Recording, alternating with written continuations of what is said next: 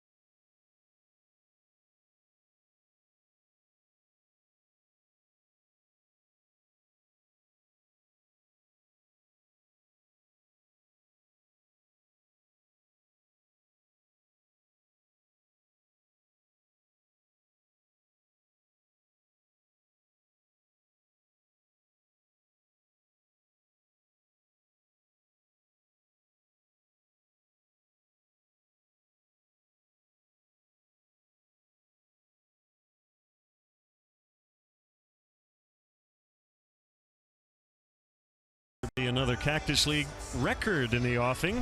The Cubs yesterday drew the second largest crowd in Cactus League history, only to what they drew on the 13th of March against the Giants. So we're getting closer to that 16,000 mark here at Sloan Park. Let's check out the Rockies starting lineup.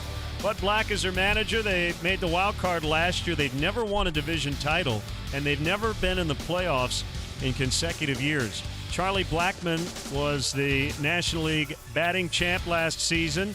LeMahieu, the former Cub. Nolan Arenado, one of the best players in the league. Trevor Story's at short. Cargo is back. He re-signed with the Rockies earlier this month. Gerardo Parra is in left. Pat Valaika plays first. Tony Walters is the catcher. And John Gray, the pitcher, will hit ninth.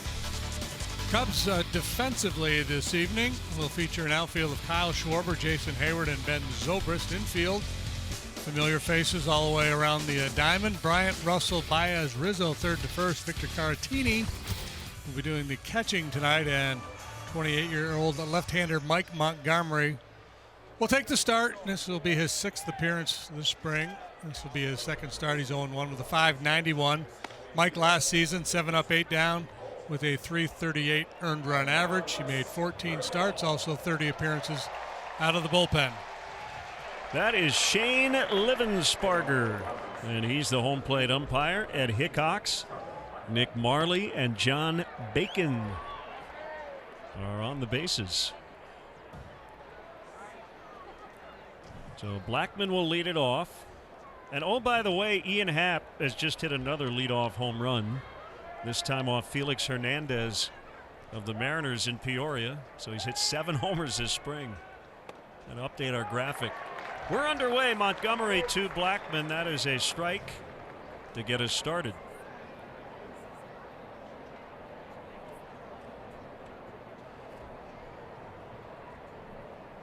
The 0-1 is hit on the ground. And an easy play for Javi Baez. Well, that's what you get when Mike Montgomery's on the mound. He's an extreme ground ball pitcher. About 60% of the balls put in play against him last year were on the ground. Very valuable piece on the Cubs pitching staff. You know, he made a comment this offseason heading into spring training about wanting to be in the starting rotation. That is not the plan right now, but he's a versatile guy. He's been good out of the pen in his career. He's a good swing man. He can give you multiple innings out of the bullpen, and should somebody go down or falter, he would be in line to move into that rotation. Former Cub DJ LeMahieu swings and misses. 1 ball and 1 strike. Career .302 batter. Not a lot of power. He plays excellent defense. He's won 2 Gold Gloves. Made his 2nd All-Star team last year. Due to be a free agent at the end of the season. Likewise with Blackmon.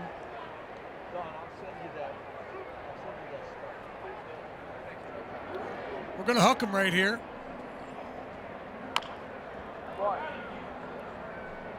So split squads tonight. Over in surprise tomorrow afternoon against Kansas City. And then the Cubs are off to Fort Myers, Florida to play the Red Sox. Monday evening, Tuesday afternoon, and then an off day Wednesday in Miami before the season starts Thursday. 2 balls, 2 strikes. I will repeat this likely on Thursday, but did you know? No. March 29th, the Cubs and the Marlins will play the first game of the season. Yep. It'll be the earliest start in terms of date in Major League history outside of international opening days. I did not know that. And that will be an early start. 11:40 a.m. first pitch Chicago time.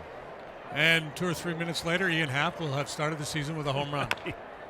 Feels like if he brings his Cactus League game with him to Florida. 5 of his 7 home runs have led off a ball game, including the last 2 days. Good battle here, Montgomery and LeMahieu. Nolan Arenado on deck, just getting started tonight.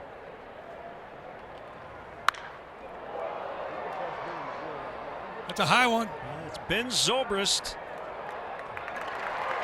Wind pushing that ball back toward the wall a little bit. 2 down. I wonder if anybody has ever hit the first home run of a major league season out of all the teams, and also hit the last home run in the World Series. That's my early prediction for Ian Happ. I'm going to guess it has never happened.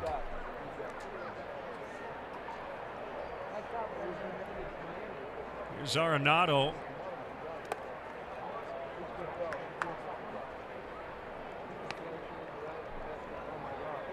He looks trim. He does. He might be in the best shape of his life. What would you rather have if you could only have one, his defense or his offense? Oh, man. So he'd have to be average at the other thing. He's really good at both. Yeah, I'd probably rather have the bat, but from a fan's point of view, I like to watch him play defense. On the outside corner, 2 balls and a strike. Well, we got 2 of the best in the business here tonight, maybe the 2 best. Third baseman with Arenado and Bryant.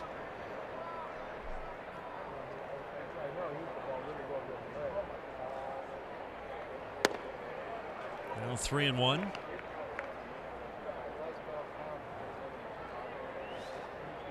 He's due to be a free agent following next season. And earlier this month said he and the Rockies will not discuss a contract extension until after the season.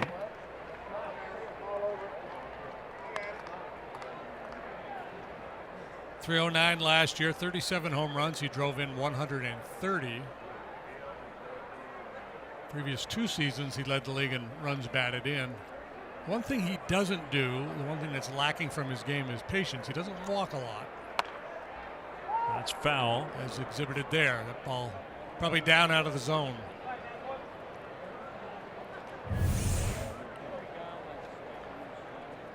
When he first came to the big leagues, he was really hacking. He's become a little bit more patient, but again, still that's you don't see all that often from Arenado. Ooh, well, this time he takes the walk on borderline.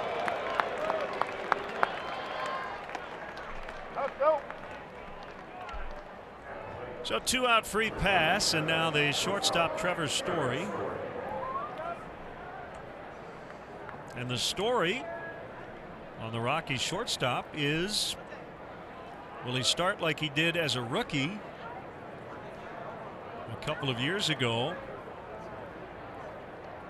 or last year when he hit a .155 over his first 29 games? And he drills that one out in the left center. Arenado will get to third, and they're at the corners for Gonzalez. And Story 2 years ago hit 2 homers on opening day in his major league debut, and boy, if he gives them what he did 2 seasons ago, this offense will be great. Yeah, they're going to score a ton of runs. They always do. And Story punched out 191 times last year, most in Major League Baseball. So the league certainly made an adjustment from year 1 to year 2 on Trevor Story. Now the question is, can he in turn make an adjustment and put the ball in play a little bit more often? And Carlos Gonzalez, first pitch swinging. Rizzo can't get it. Baez will, and that'll end the inning. So Montgomery with a 2-out walk and a double, but no runs allowed. Rockies nothing. Cubs coming up from Mesa.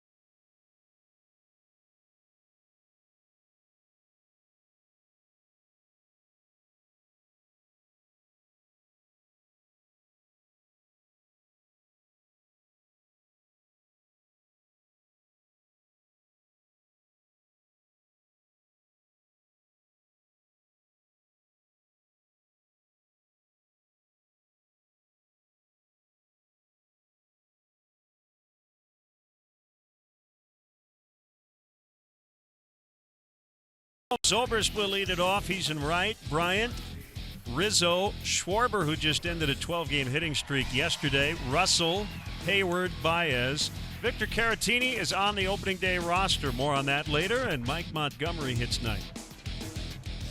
Rockies defensively very good. They've got Gold Glovers scattered around the diamond. Parra's won a couple. Blackman's in center. Cargo's won 3 Gold Gloves. Arenado, he wins one every year. Story, LeMahieu, Valleca, Walters, and Big John Gray on the mound. They have not yet named an opening day starter, but their opening game is against Arizona 5 days from today. So if you do the math, it'll be John Gray for the second consecutive season.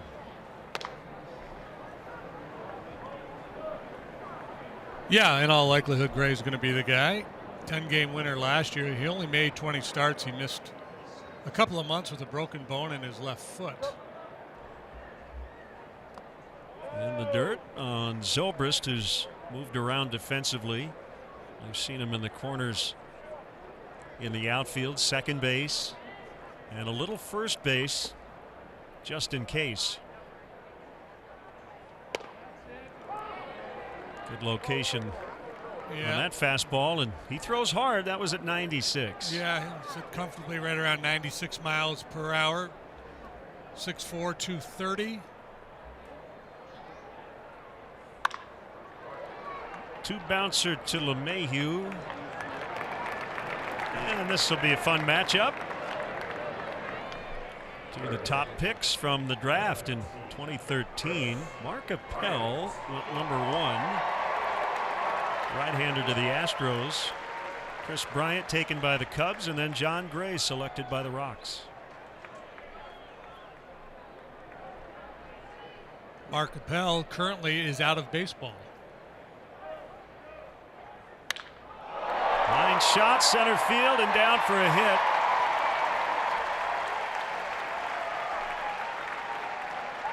So Bryant is the first Cub to reach tonight. Trying to go down and away with a fastball. This catches a good chunk of home plate. And a nice pass at it by KB, who carried a .333 batting average for the spring into this plate appearance.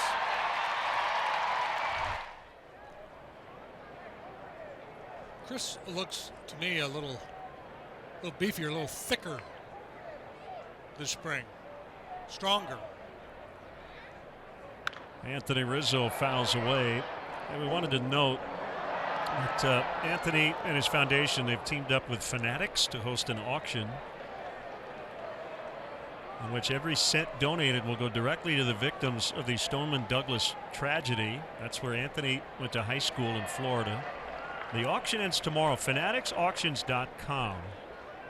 And there are a lot of really cool items. Close play at first, and they got him. So Bryant picked off by John Gray. I don't think Chris ever got back to the bag. He was leaning. He was going to go, and quick feet, good throw. Valleca with a pick and a tag, and yeah, Chris never made it back. So just like that, 2 outs.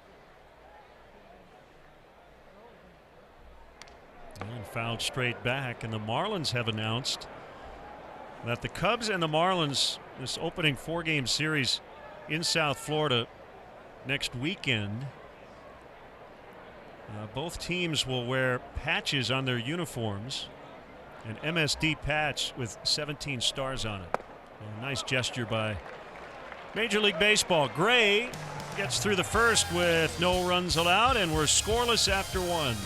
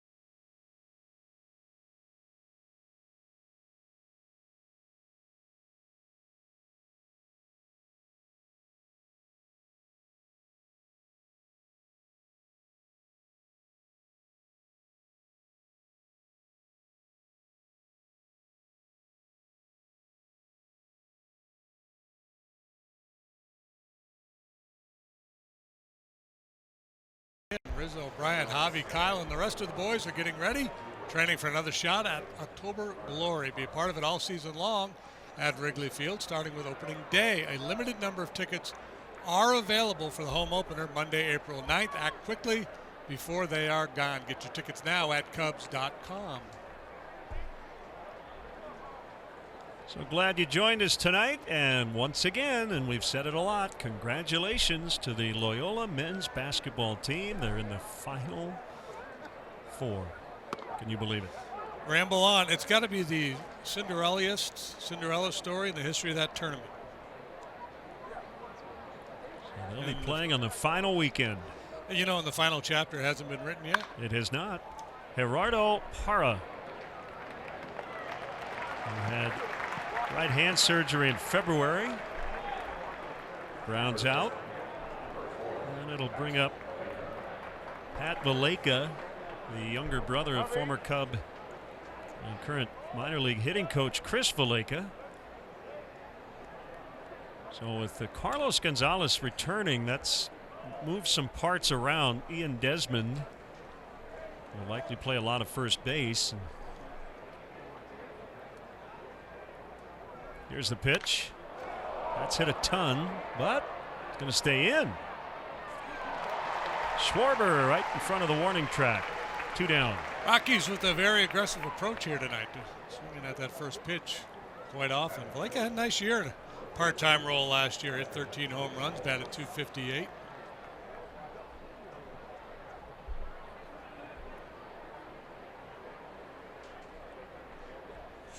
There's Bud Black. Or Harry Ralston Black, if you prefer. Friends call him Buddy.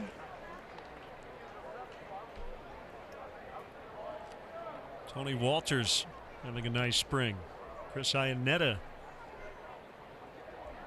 is back in a Rockies uniform. Not for nothing, but reading the Rockies clips today, sent over by the great Warren Miller. Chris Iannetta has been hit by 6 pitches this spring. That seems like a big number, doesn't it? Huge number. Must have he decided he wanted to work on that this winter.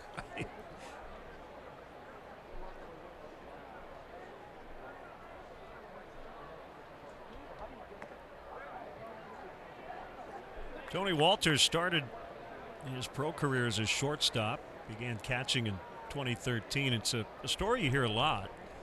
Victor Caratini, catching for the Cubs, was an infielder originally. So was Wilson Contreras.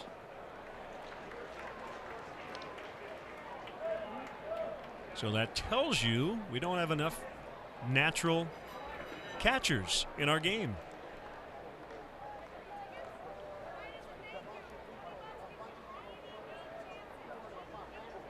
2-2, swing and a miss. Good breaking ball by Mike Montgomery, and we'll go to the last of the second. 0-0.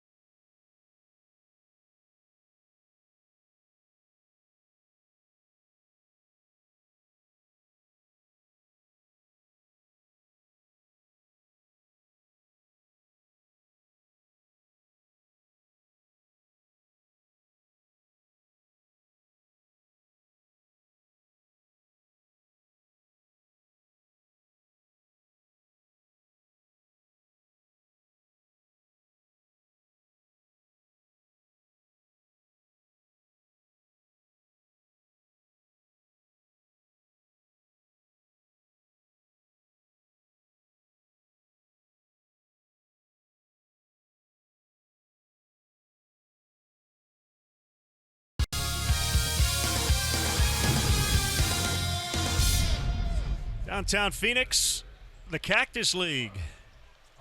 Weather's been generally pretty awesome here since we got here in late February. And another gorgeous night here tonight, 79 degrees. We'll chat with Joe Madden in the third inning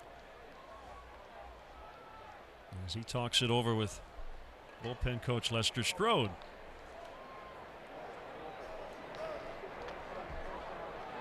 There's Kyle Schwarber to lead it off. Lester must be the acting pitching coach tonight. I'm guessing Jim Hickey is over in Peoria. I saw Jim. I talked to him earlier. I didn't ask him if he was here or heading on the road. Eddie Butler's pitching over there tonight. 2 balls, no strikes to Schwarber. We talked about the power arm of Gray, the 96-mile-an-hour fastball, the wipeout slider. We've seen that. And he's starting to mix in his curveball a little bit more last year or so. In the air to left, back now in. Former Gold Glover Gerardo Parra. He's won a Gold Glove at both corner spots. Folks, order a game-used baseball or base from Wrigley Field's home opener. Cubs Authentics is now accepting pre-orders for items from opening day and the regular season. For pricing and information, email cubsauthentics@cubs.com. Proceeds benefit the Cubs Charities Diamond Project. Now the shortstop, Addison Russell, and he swings through a fastball.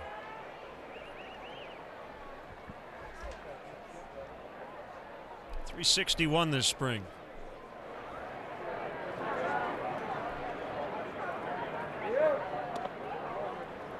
Sometimes folks come to a spring training game and they don't see a lot of star power, but both teams fielding pretty representative lineups tonight.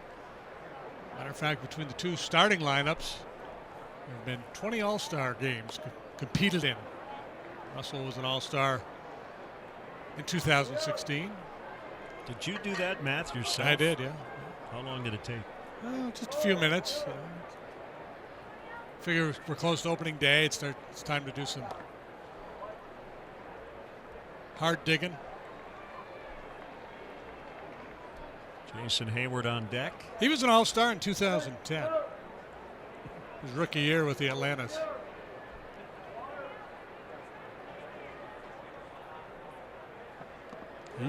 Russell strikes out. Punch out number 2 for Gray. That was the curveball there.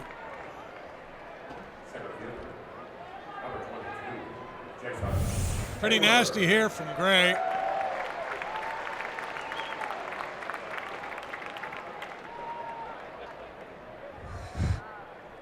Rockies pitched well last year. We talked so much about their offense, and there's always the debate about the impact of Coors Field, how it inflates the numbers.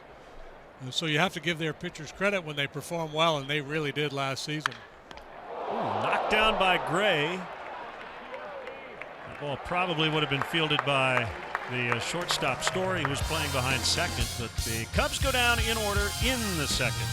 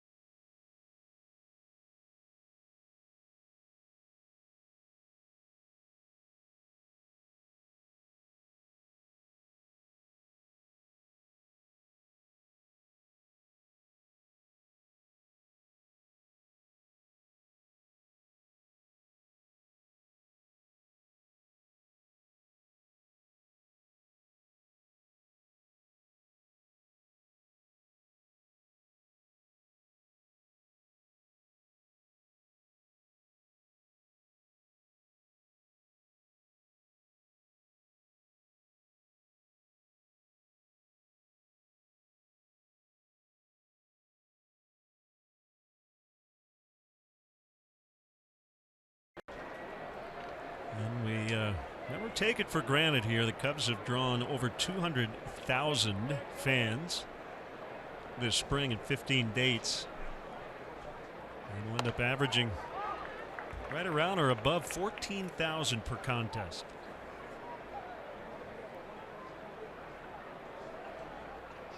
One strike on the pitcher, Gray. Make it 0-2. Pretty healthy hack there. Yeah, Rockies have a weird schedule. They actually stay here in Arizona.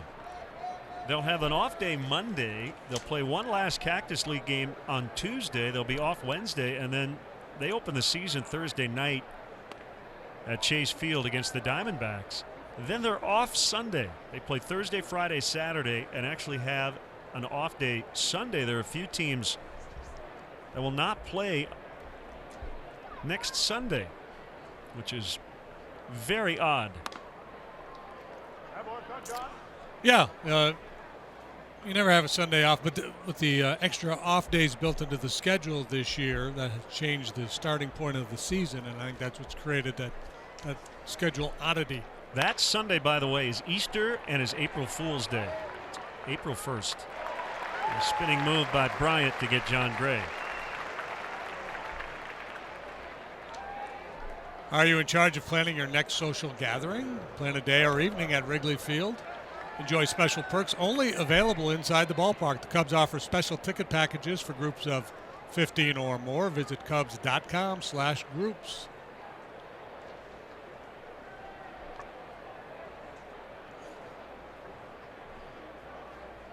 You can't request the berm. You can have the bleachers, but you can't have the berm.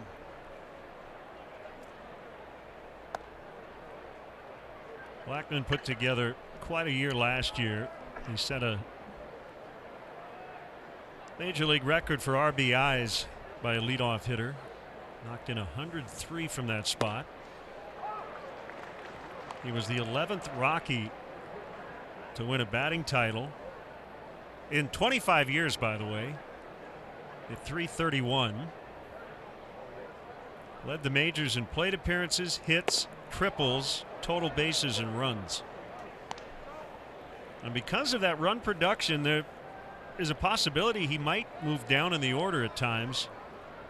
Buddy Black talked earlier this spring about maybe hitting him third.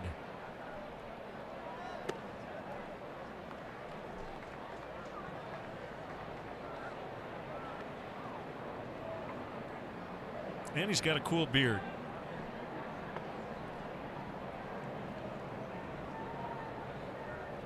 Three and one the count.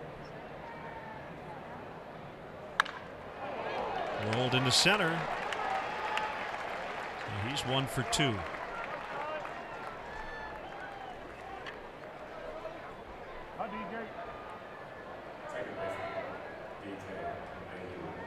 comes LeMahieu. He flied to right in the first inning.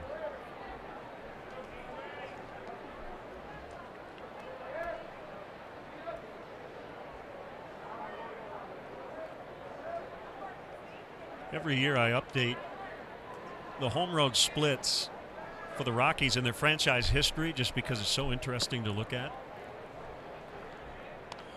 Yeah. The Rockies' all-time home batting average is .307. On the road it's .243. The biggest difference is batting average on balls in play. The batting average on balls in play is .339. The major league average since 1993 is .298. So you add 41 points to your batting average just by putting the ball in play yeah. at altitude. And that's, we were talking about Trevor Story, who led Major League Baseball in strikeouts last year. It's really important for him to take advantage of that and just find a way to put the ball in play more often. And again, it's not to diminish what these Rocky hitters have done over the years, but there's clearly a huge advantage for hitters in that ballpark. So when you start talking about batting titles and things of that nature, you almost need like two divisions. The batting champion and then the non-Rocky division batting champion.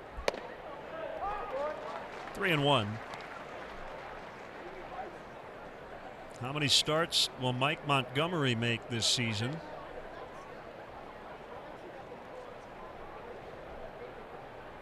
in some ways, you hope it's not very many, right? Because you want those top 5 guys to be really healthy, but even if they are, there's still a pretty decent chance he'll make a handful of starts. He made 14 last year, plus 30 out of the bullpen.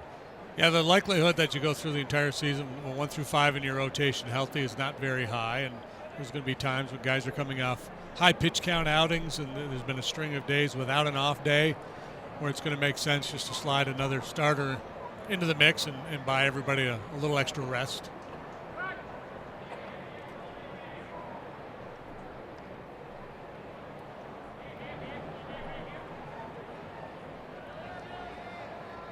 So valuable last year coming in behind right-handed starters. You know, a guy goes out, gives it up a little bit early on, and Mike could come out of that pen and give you 3-4 innings. It's ball 4.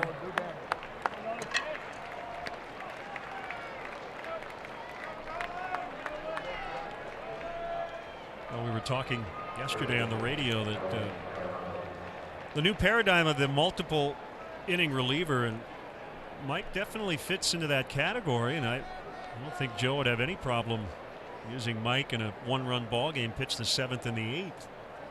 He got the final out of Game 7 and the 10th. Yeah, he's been in high leverage situations. He's done a little bit of everything, and if you have a right-handed starter and the other club's got a bunch of left-handed bats in the lineup, and you get Mike in there in the middle innings, it really creates issues for the opposing manager.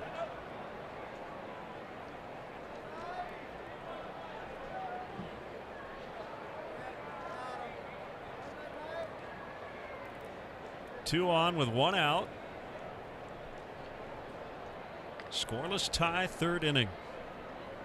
Swing and a miss.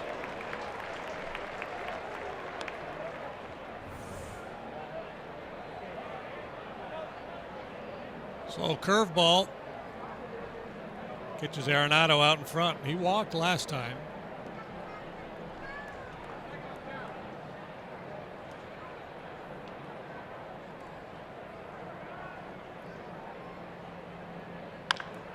After you said he doesn't walk. After I said he didn't walk, yeah. On what could have been called a strike.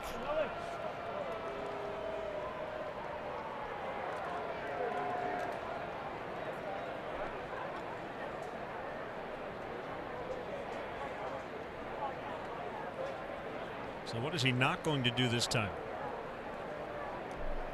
He's not going to bounce into a double play. Okay.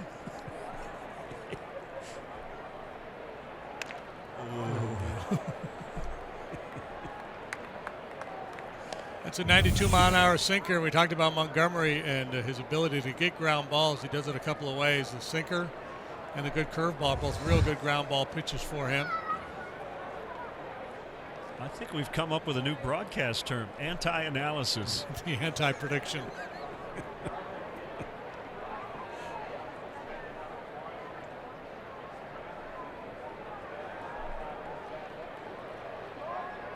Montgomery looking for that put-away pitch here against Nolan Arenado.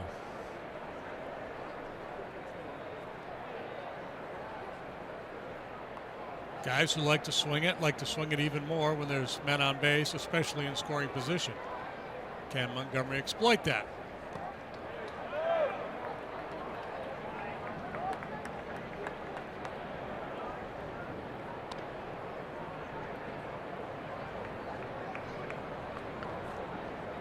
Hey, you know, you mentioned Loyola earlier. They're going to the Final Four. We need to get Sister Jean out to sing the stretch. I think that would be a highlight of the year. That'd be awesome. My guess is that is being worked on.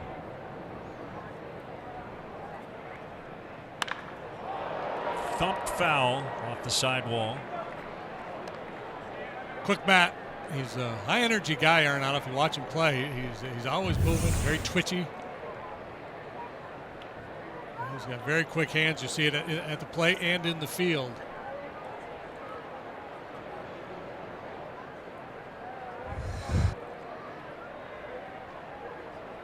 A little slow backdoor curveball. Might get the chase. Well, he got him. But like a fastball. No, he didn't. Hit the dirt. I think it hit the dirt. Yeah.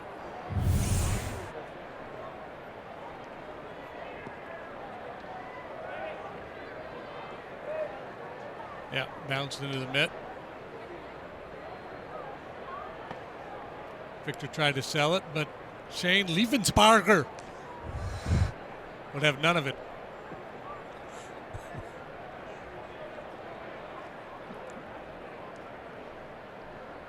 Blackman at second base. Mayhew at first. Baez with some cool white shoes. Got some high tops on. He's always styling.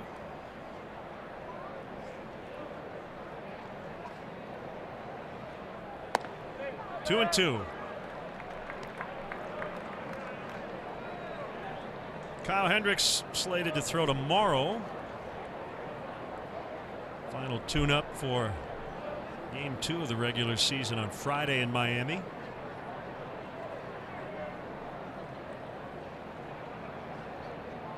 There it is. On the ground, and the throw will go to first. Second and third, 2 outs.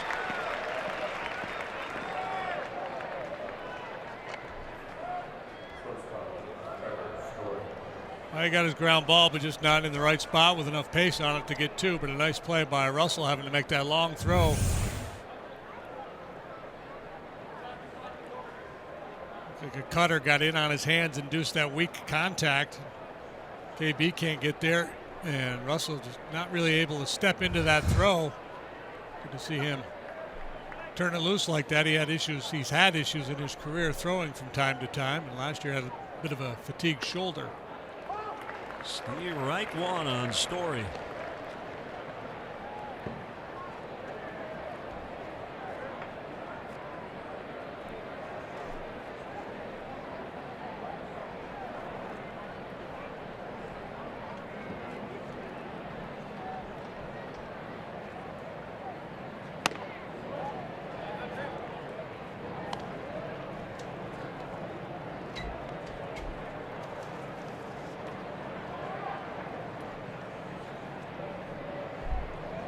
Steve Cishek, Carl Edwards, Pedro Strop, and Kyle Ryan all slated to see action on the mound for the Cubs tonight. Yeah, the Cubs want to make sure Pedro Strop is okay. Got with a calf issue. This will be his second Cactus League outing. He had been able to throw through the injury, just not in a big league game.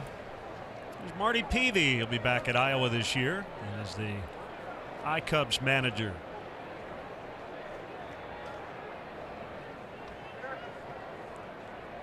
2-1. Story taps foul.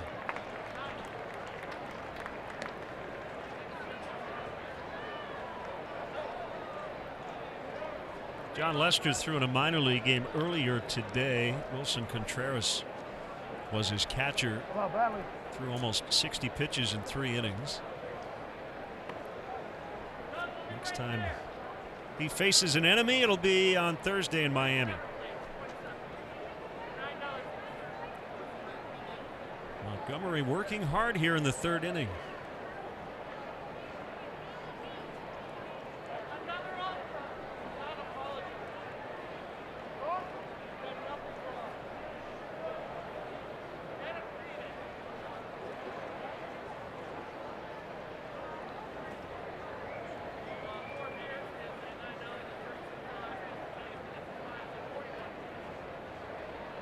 Two. Down the left field line, but he was out in front. Yeah, good idea. The execution maybe not what Mike wanted to do there. They threw him that changeup, and it stayed up in the zone a little bit. Wants this one fading down out of the zone, and it stayed up above the knees.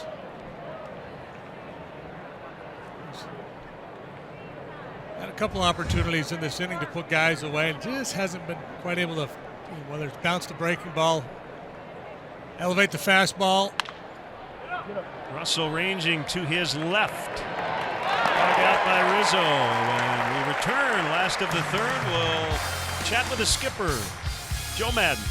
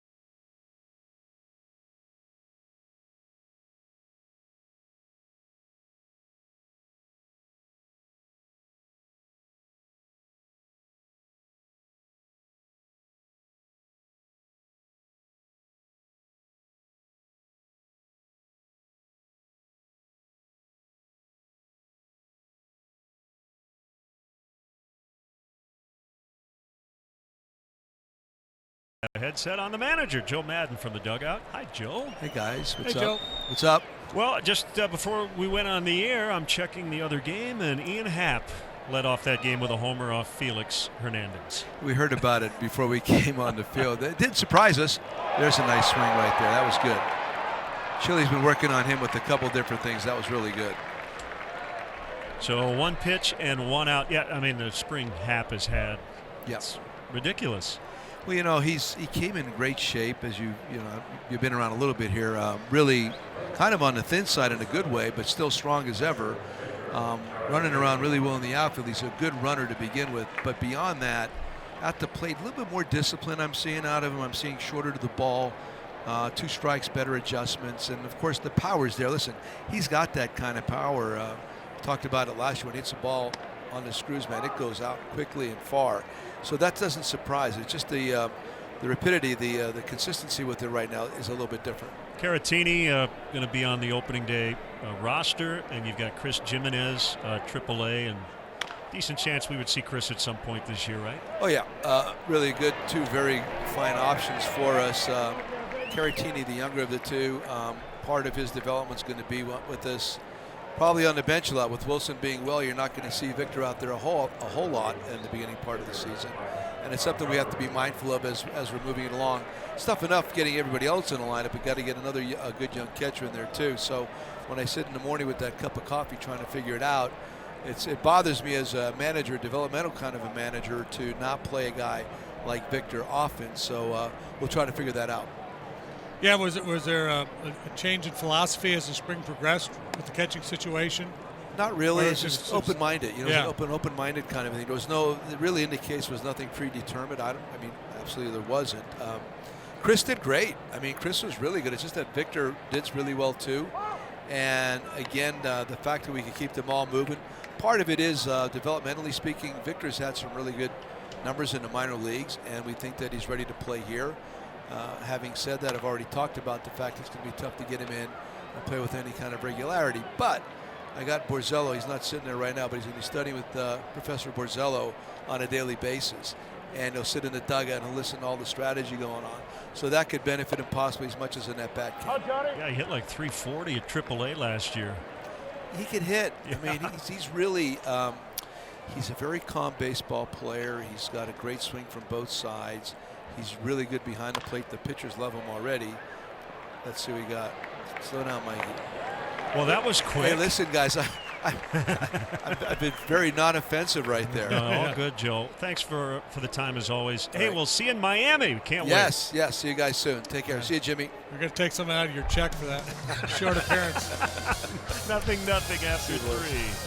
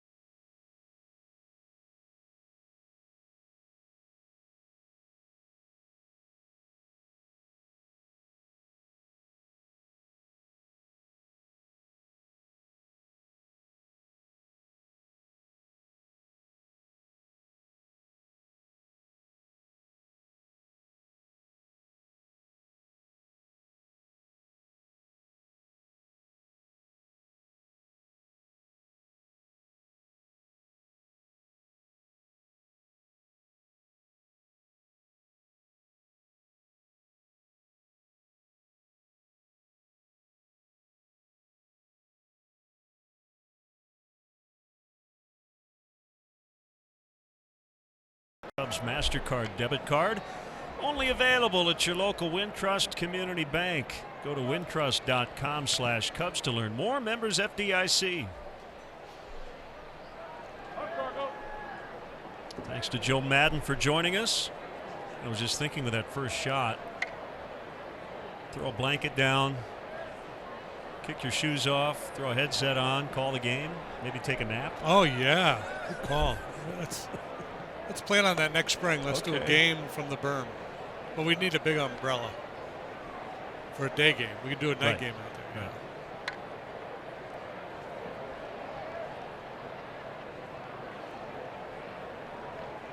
Yeah. Gonzalez, cue shot toward Chris Bryant. And he throws him out. And it'll bring up Parra. There is now action in the Cubs bullpen. I thought 3 might have been it for Montgomery here tonight, but obviously that's not the case. He's had to deal with some traffic, but he is not allowed to run yet.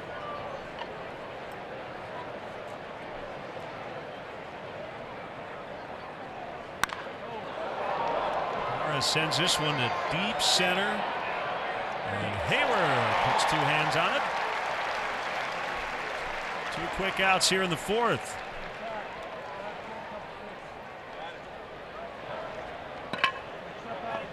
And it brings up Valleca.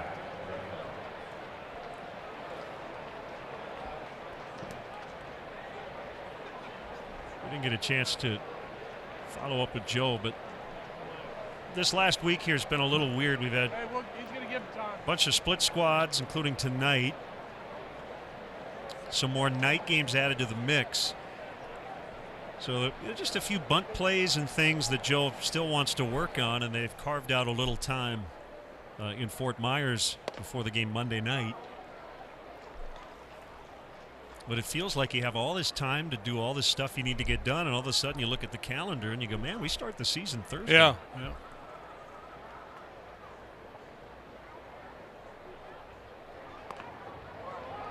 Curve for a strike, 75 miles an hour.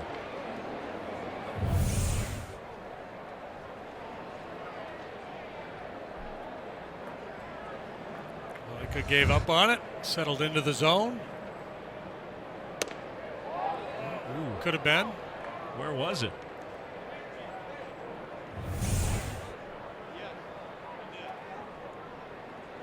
Snapped off another good one, maybe just a wee bit outside, but a quality pitch. Changeup. Nasty. Might be it for Montgomery. Really good. Had to battle through the 3rd, but kept the Rockies off the board.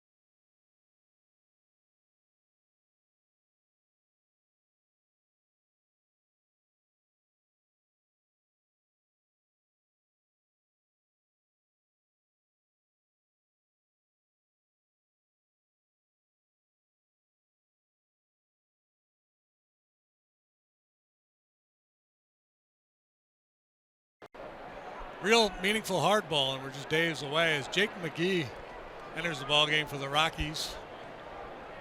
Spring numbers, 4 appearances, a 2.45 ERA for the hard-throwing southpaw. Facing Ben Zobrist, and a strike called.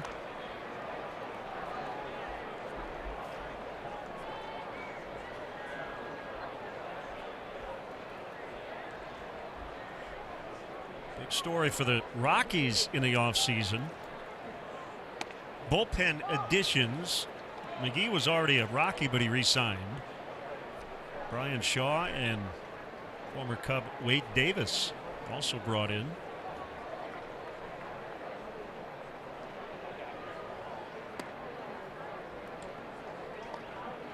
Well, we've talked a lot, and we had this conversation the other day about needing to have depth in your organization. Bullpen guys that you can pull up from AAA and rely on to bail you out over a stretch of games. And that really is important for the Rockies. Grounded to third, and Arenado had that ball roll right up his glove. And Zobrist will end up at second base.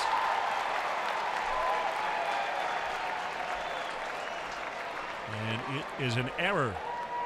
Yeah, something you don't see very often. An error by Arenado down there at third base. It's sharply hit. He's trying to play it on the backhand side, and takes a bit of a tough hop on him, but he can't flag it.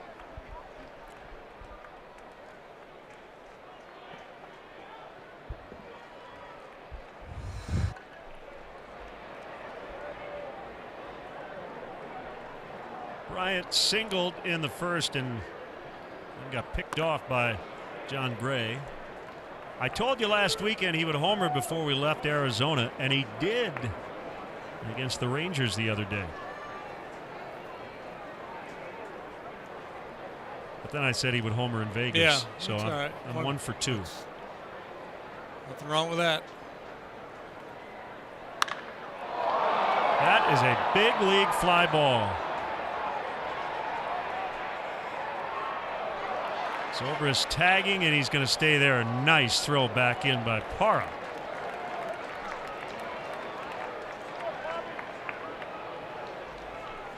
A serious hang time on that one.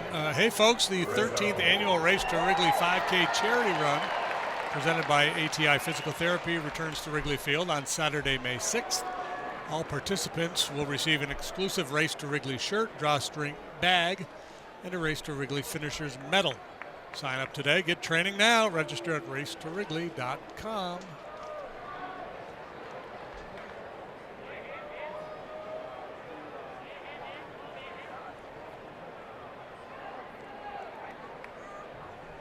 The pitch to Rizzo just missed for ball 1.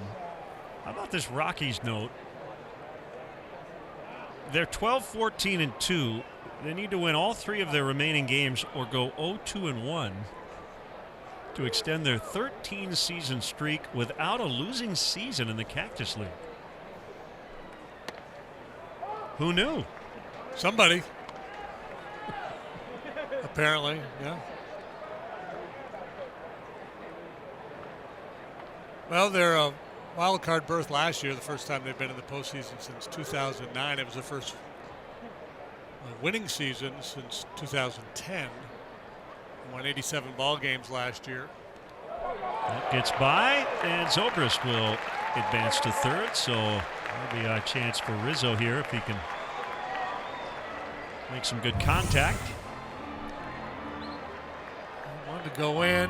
McGee didn't feel comfortable with that, so he spikes it. It's just, you see that as lack of conviction. Didn't really want to make the pitch that Walters was calling for.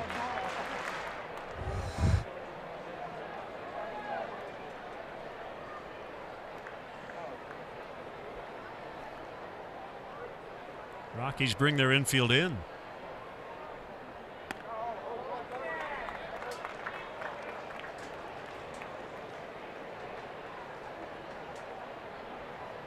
Cubs trying to score a run here, possibly without a hit.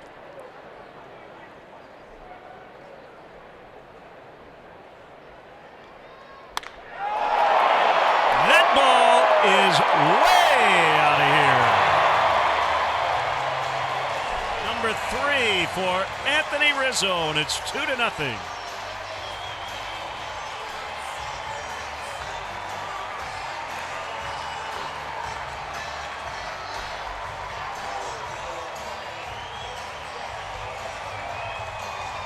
Pretty impressive work by Anthony Rizzo off a tough left-hander.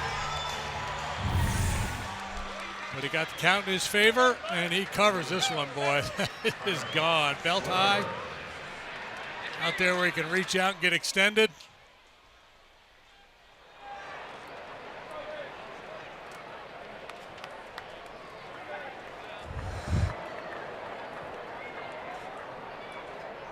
So 2-zip.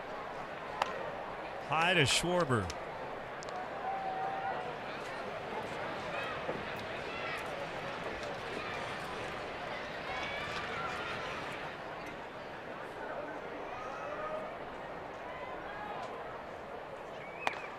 We highlighted Kyle's big spring in our open.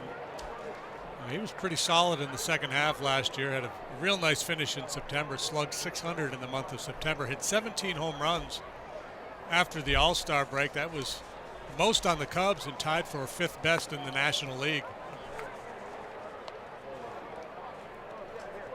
Yeah, when people say he had a bad year, he really didn't. He had a bad start. Bad start. He hit into some tough luck. You were talking about that batting average on balls in play earlier, and there's an element of luck in that statistic, and his was well below league average.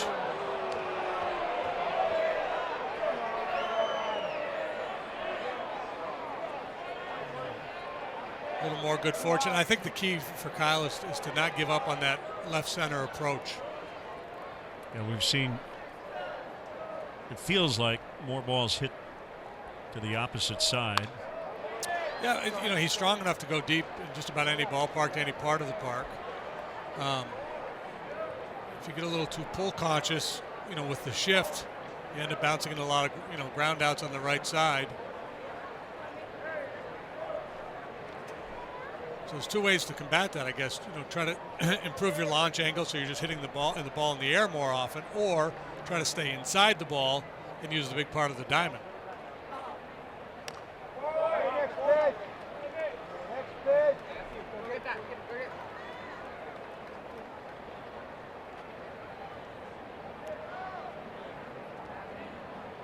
Anthony Rizzo with a booming 2-run homer.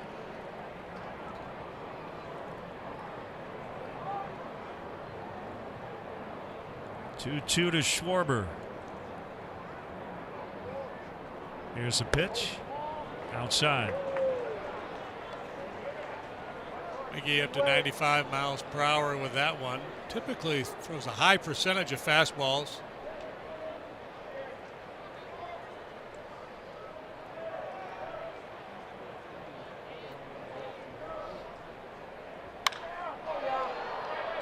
Get out of play down the left field line.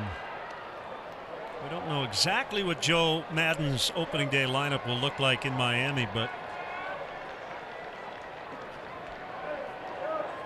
I think the best bet would be Happ, Bryant, Rizzo, Contreras, and then Schwarber probably number 5 ahead of Addison Russell, who's on deck. Foul tip, strike 3.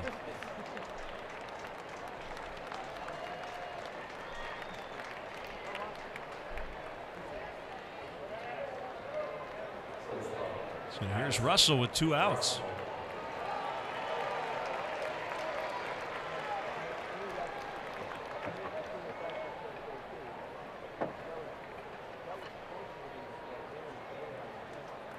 Rockies play Russell pretty much straight away on the infield against him. Shade to pull in the outfield. And ball 1.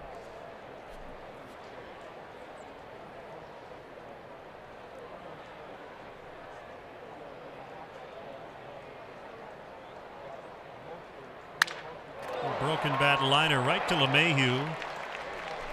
Cubs done in the 4th, but Anthony Rizzo got this sellout crowd going with a loud 2-run homer. Cubs lead 2-0.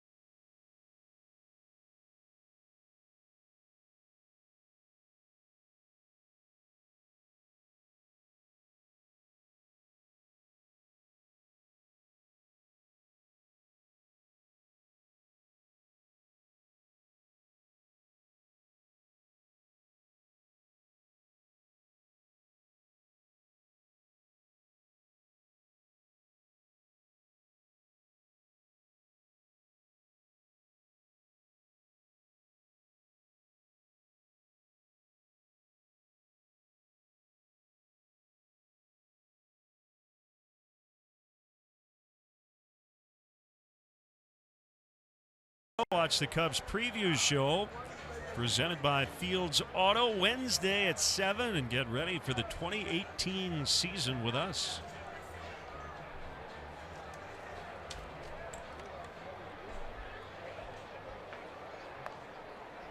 There's the veteran right-hander Steve Cishek into the ball game. He's working for the 9th time this spring.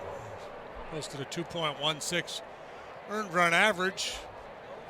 Had a very solid career. Looks like he's going over some notes there. A career best 2.01 ERA last year.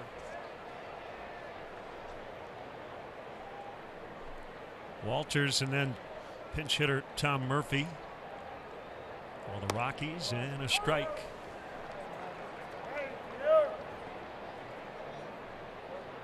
Pounds the bottom of the zone with sinkers and sliders.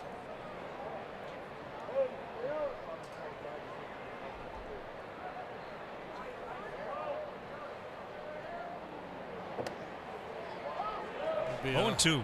A homecoming for Cishek when we head to Miami. That's where he started his career. He was with the Fish 2010 through 2015. That was during the 2015 season where he moved on to St. Louis.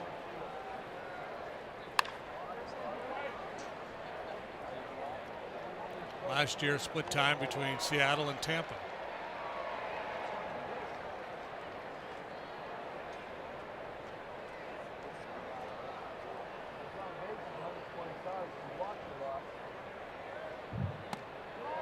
Couldn't get him to bite. 1-2.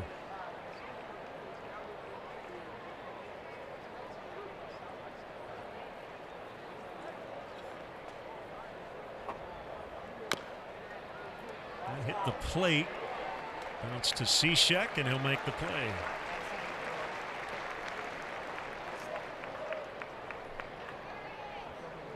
Now Tom Murphy off the bench. Mike Montgomery tonight, solid work, 4 innings, a couple of hits, no runs, a couple of walks, 3 strikeouts.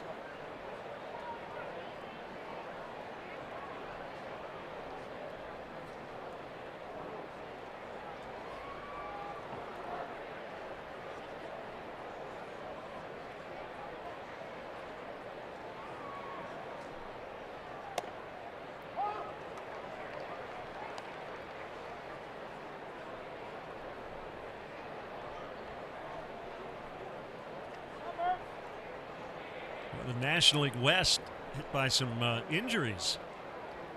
Justin Turner broke his wrist. Madison Bumgarner, Jeff Samardzija injured this week with the Giants. Steven Souza Jr. with the Diamondbacks. Yeah. I'm hearing, 3 to 5 weeks on Samardzija, 4 to 6 weeks for Bumgarner.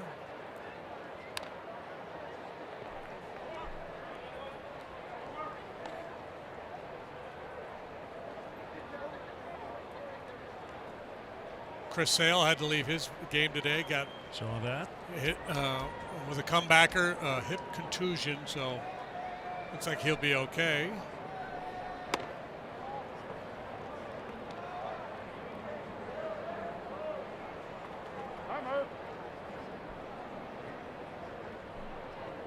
Two balls and 2 strikes on Murphy.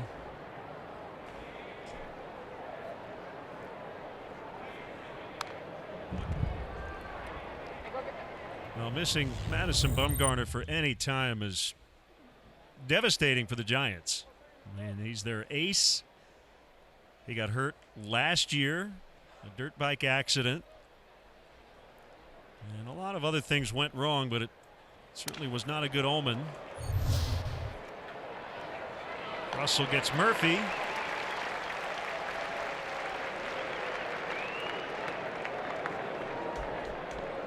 Got a lot on that throw too.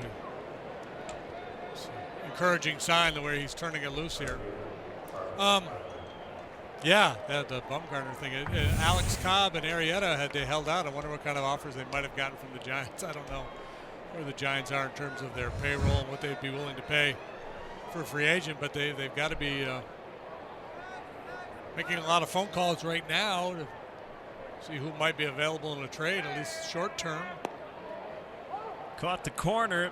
0-1 on Blackman. Especially in what appears to be a very competitive NL West, right? You got to keep up with the Dodgers and the Diamondbacks and the Rockies.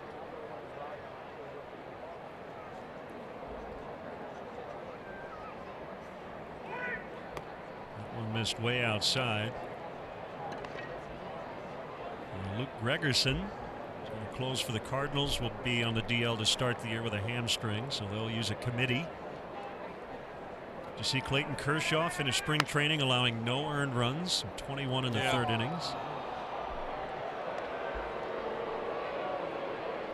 And Bartolo Colon got released from his minor league deal with the Rangers. Francisco Rodriguez cut loose by the Phillies.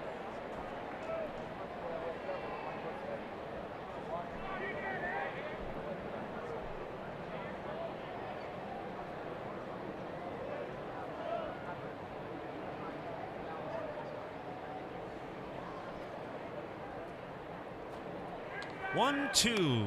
Fastball missed.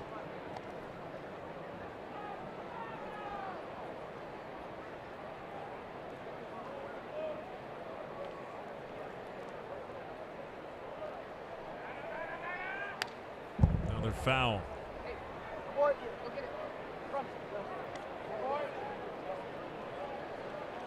Tim Lincecum, who signed a deal with the Rangers, will start the year on the DL.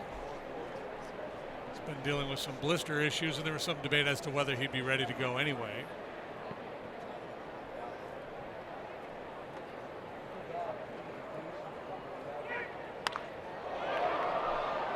Crunched to right, but foul.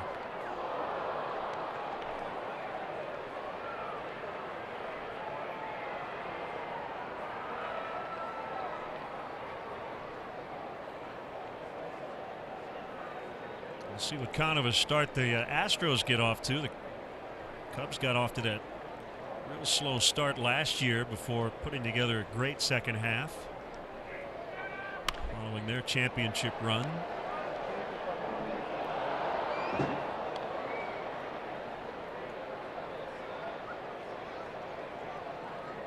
Two balls, two strikes on Charlie Blackman. Fifth inning, 2-0 Cubs.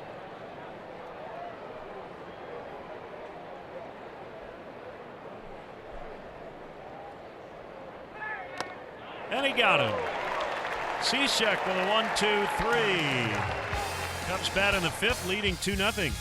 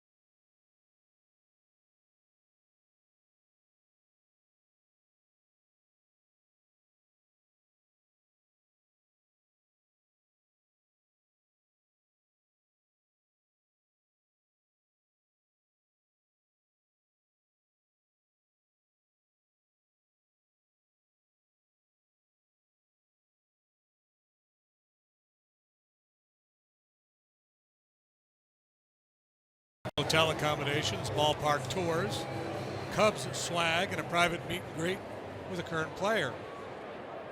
This season's trips to Chicago include matchups against the Cardinals, Nationals, and Reds. For more information, visit Cubs.com/destinations.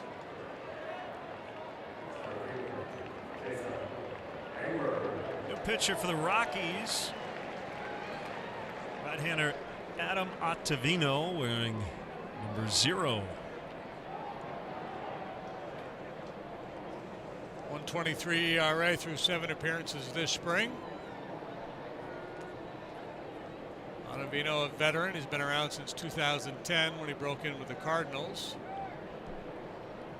That crossfire action and a first pitch fastball strike. Yeah, throws hard, good movement, funky angles.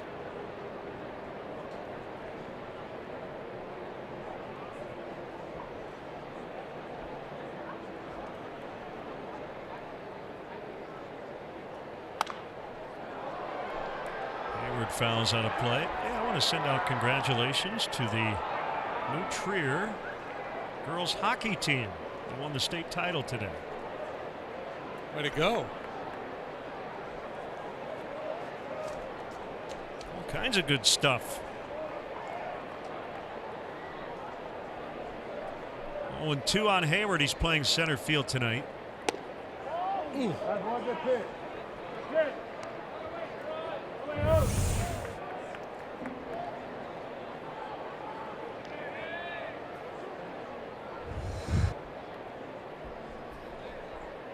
Hayward stays alive. See if he can take advantage.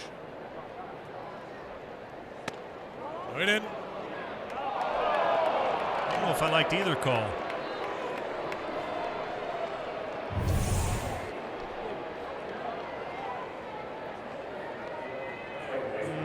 Well, maybe.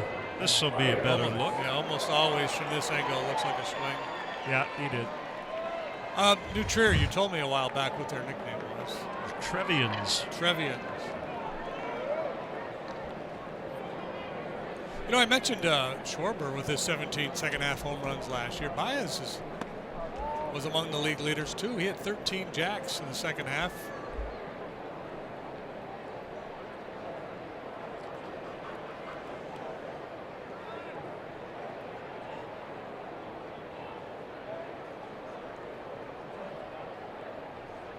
One-0 pitch, swing and a miss.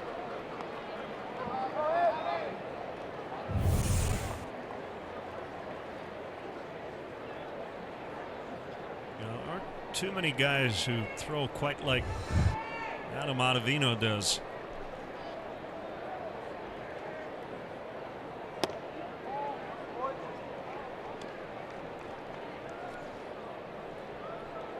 Similar to Jake Arrieta in one respect, he starts from the far first base side of the rubber, steps towards the third base dugout, works across his body. It's a different angle than you get from Jake.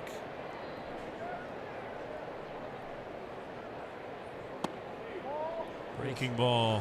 Didn't get that call. Mike Montgomery may have been getting pinched a little bit in his outing. So.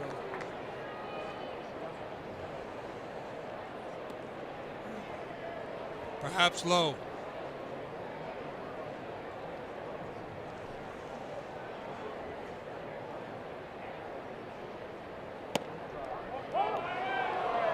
Full count to Baez. Well, again, this one at bottom of the zone. I'm not sure if it was any better or worse than the previous one. Shane Livensparger, pitch to pitch, making somebody unhappy. Popped him up. Valleca in foul territory's got it.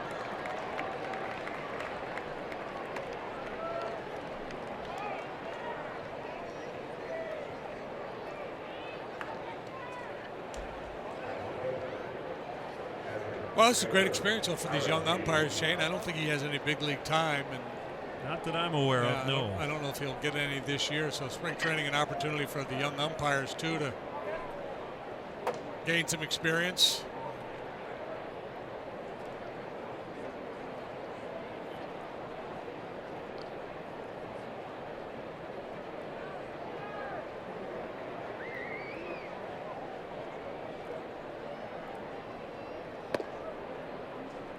Seem to bring up the topic a couple of times every year now about a potential automated strike zone down the road.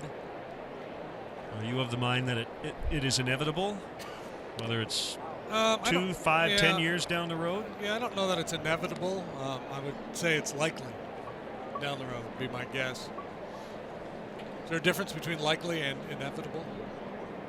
I would say Yeah, inevitable. there It's going to is. happen. Likely is. It's probably going to happen. I like to hedge my bets.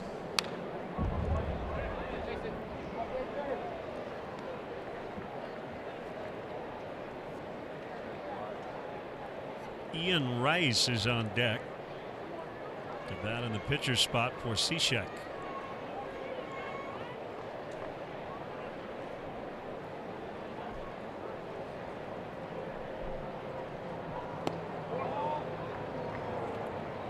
Three and one on Victor Caratini. Oh, Joe said it when we were chatting with him. Caratini's a big league hitter. He's ready to be here as a hitter. We saw it last year. We talked about the numbers he put up in the Pacific Coast League. And he draws the walk with 2 outs. That'll bring up the pinch hitter Ian Rice, catcher by trade.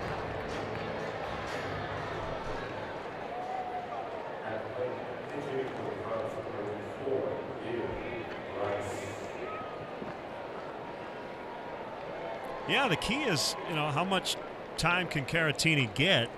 Now, I will say this, with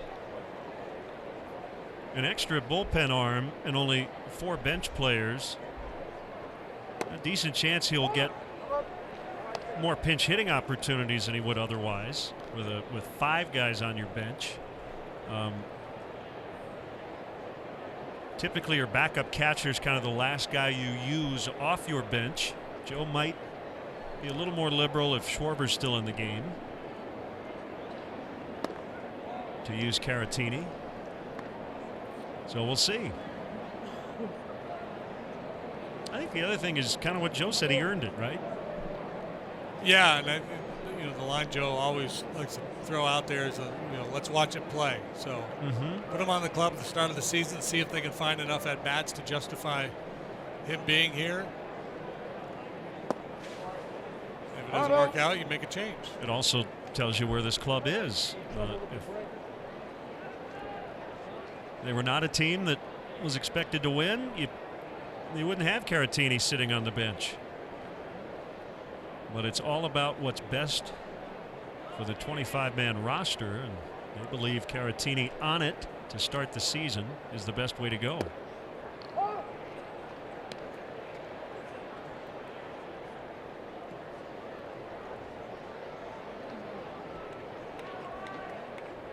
Ian Rice spent last year at AA Tennessee, batted .230, hit 17 home runs, had an on-base percentage of .353.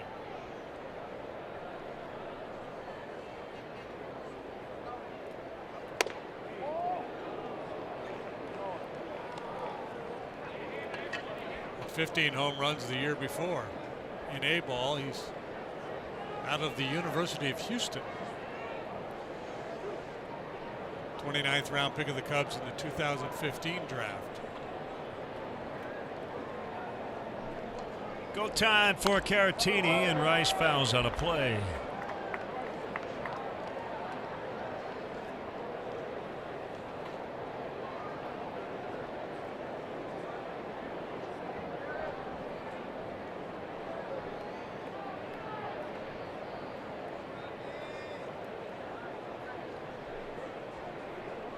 Cubs got 2 on a home run by Anthony Rizzo in the 4th.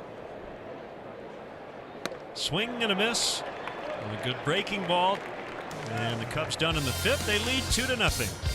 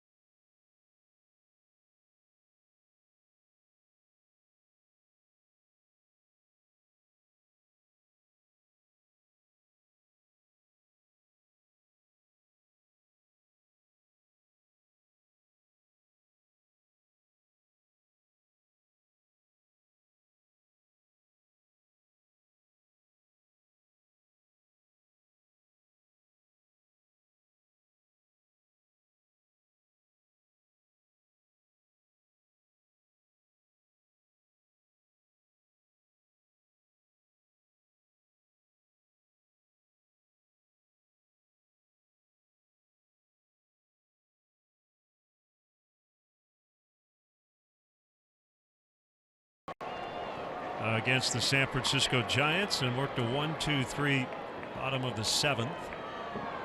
And dealt with a calf issue and illness earlier this spring.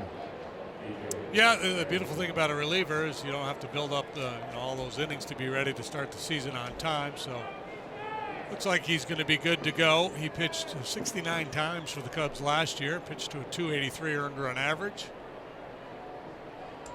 Been wearing the Cub blue since trade here in 2013, the Arrieta deal in Strop from the Orioles. And Pedro's been a very valuable piece in the Cubs bullpen.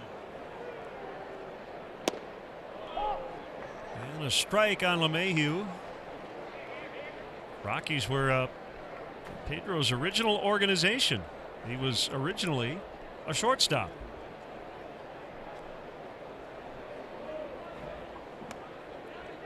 And while he throws a good slider, he couldn't hit one. That's why he's now a pitcher. It's good to have options. He got released at one point by Colorado and hooked on with Texas.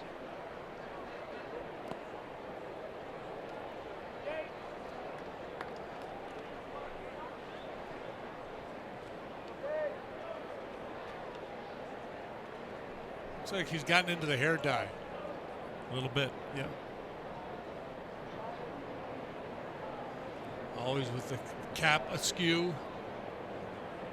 Now 32 years old, 6'1", 220. And a couple of bounces to Russell.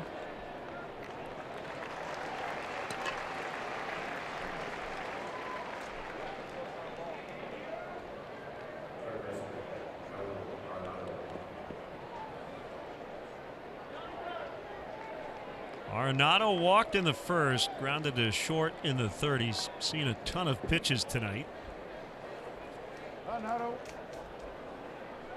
So 9 consecutive Rockies retired by Cub pitching. The end of Montgomery's outing, Cishek with a clean inning, and now Strop.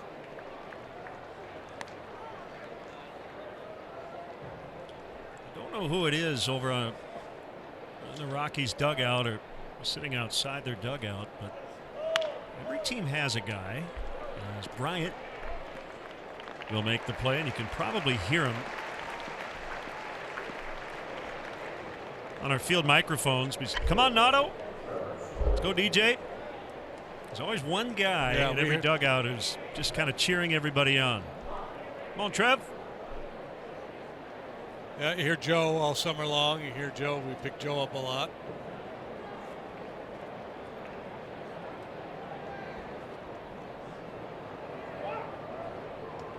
Story with 2 outs takes a strike. Attaboy! Just heard it, yeah.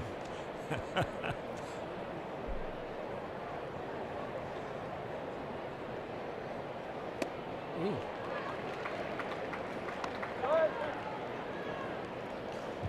Good heater, followed up by an outstanding slide ball. See if he tries a quick pitch him here. Oh, yeah. All over it. And it worked to perfection. So Strop looks strong. Couple of outings this week. No base runners. 2 zip Cubs.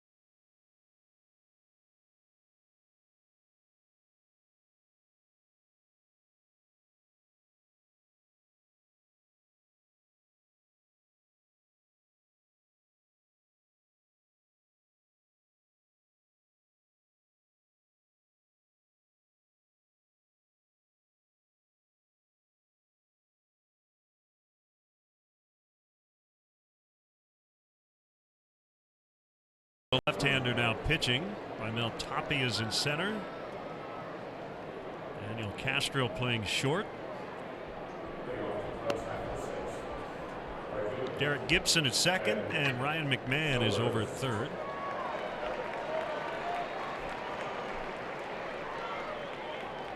Scrave, you see his spring numbers. He has not pitched at the big league level yet in the regular season. 6'1", 205. He's out of West Virginia. 8th round pick in 2014. Zobrist reached on an error in the fourth, a rare one by Nolan Arenado, and eventually scored on a 2-run homer by Anthony Rizzo.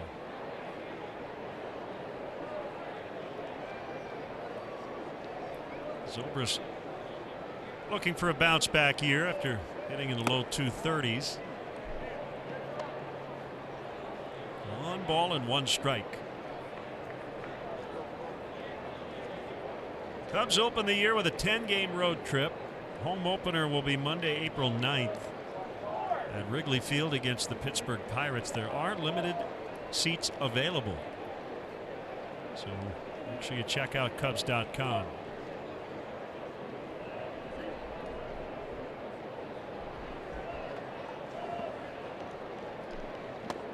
That's a strike. 2-2.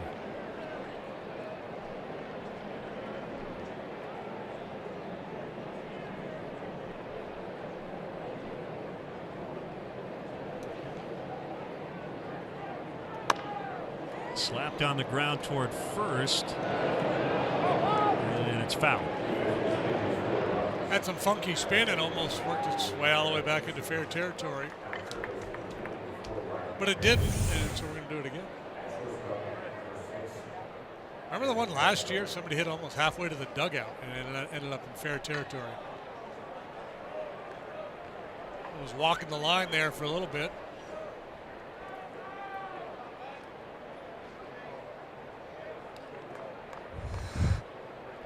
So 2-2 count. Make it full.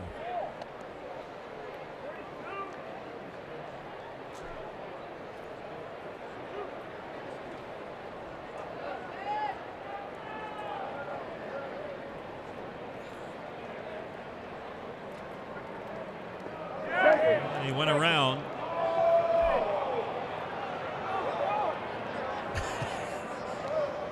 Tony Walters was like, do I have to throw or not? And I guess he did.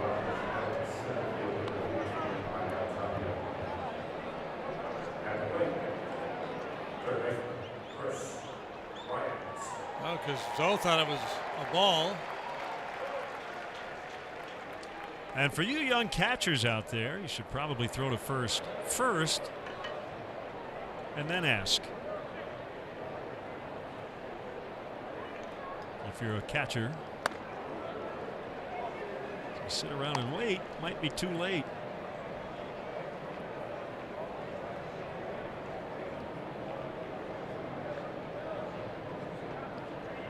Bryant with a single and a fly out. And he takes a strike, 1-1.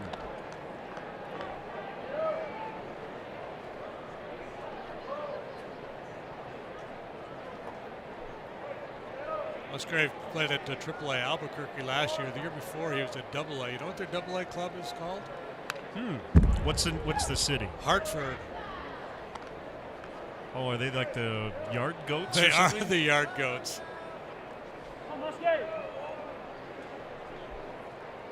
What is a yard goat? Is it a goat that plays in a yard? Well, that's what I would have assumed, but we've got a little information to share here. Oh, man, that's another good pitch. Liefensbacher has been a little tight at the bottom of the zone. The hitters would tell me, no, you're wrong. Those are all low.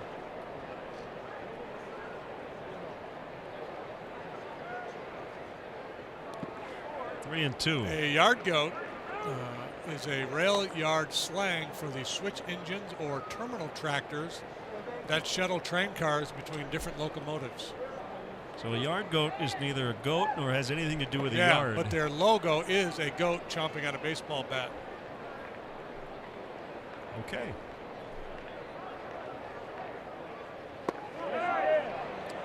Call made by the plate umpire, so Bryant is out.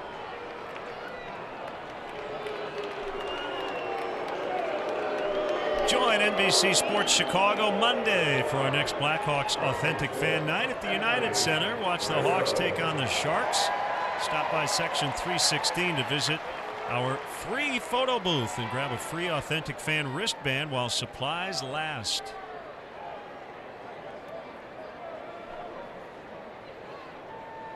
Two outs, sixth inning. Rizzo hit a long home run in the fourth off a left-hander, Jake McGee.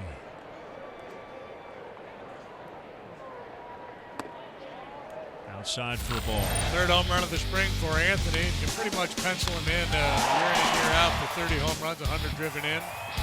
Become one of the most consistent players in the game today.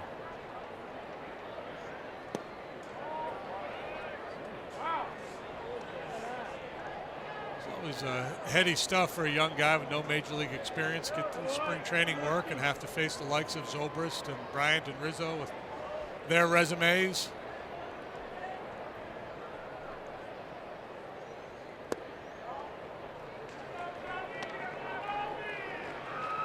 Three balls and no strikes.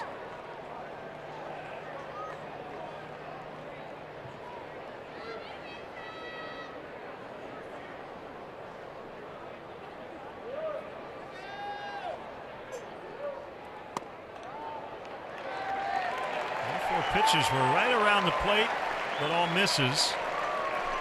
That'll be it for Rizzo. He'll be lifted for a pinch runner. Guessing it's Yasiel Balagert. But the numbers change. Yeah, it is Yasiel. He's wearing number 3 tonight.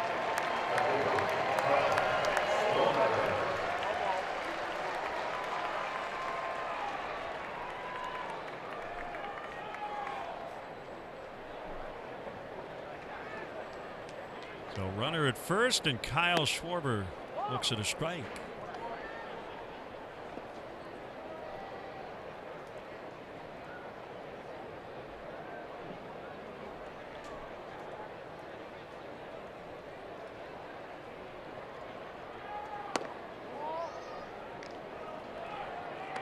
So Schwarber hit 30 homers. You see, slugged .467. We've seen the Rangers a couple of times this spring. Rougned Odor had a 30 homer season. You know what he slugged? I'm going to guess it wasn't that high. .397. Wow. So I looked it up. That is the first 30 homer season in Major League history with a sub .400 slugging. It's almost impossible to do that.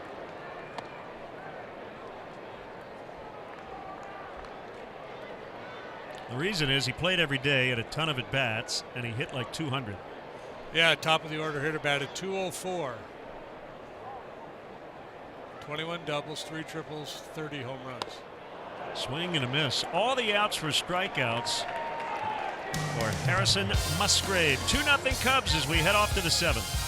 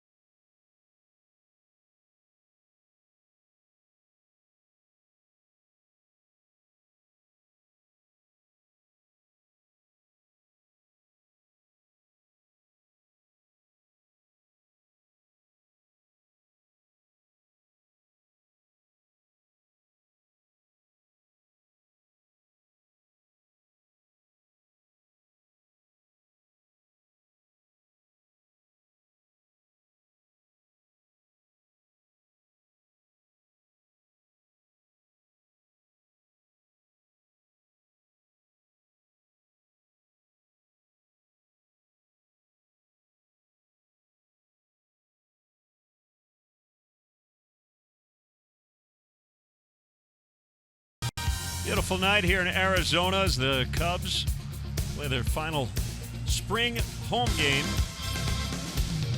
here at Sloan Park.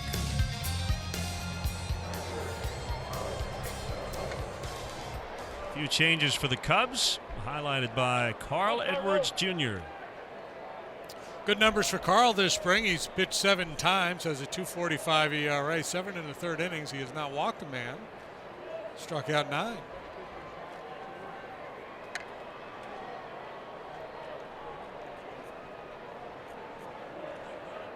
Cargo is 0 for 2.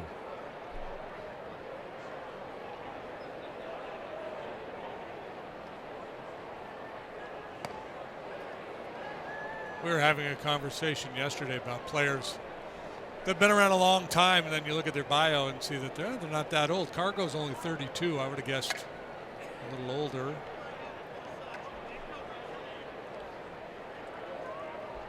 Had a nice run with the Rockies.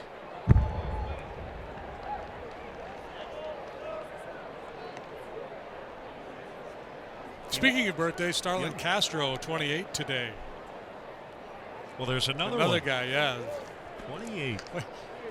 You know, when he's 34 and he's still in the league, people are going to be thinking, man, that dude is old. He's been around forever. That's foul to right. Cargo, 3-time All-Star, 3 Gold Gloves, Silver Slugger Award twice. Batting title in 2010, he hit .336.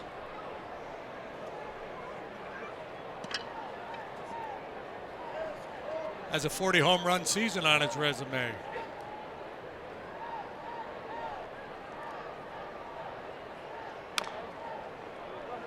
Now it's foul to first.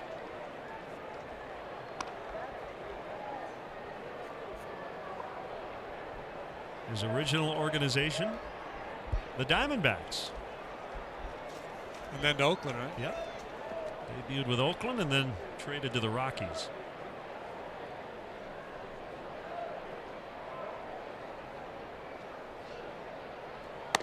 Swing and a miss. Some high heat. Yeah, beautiful execution there. The elevated fastball up in the eyes where it looks so tasty, so tempting. You know what that was?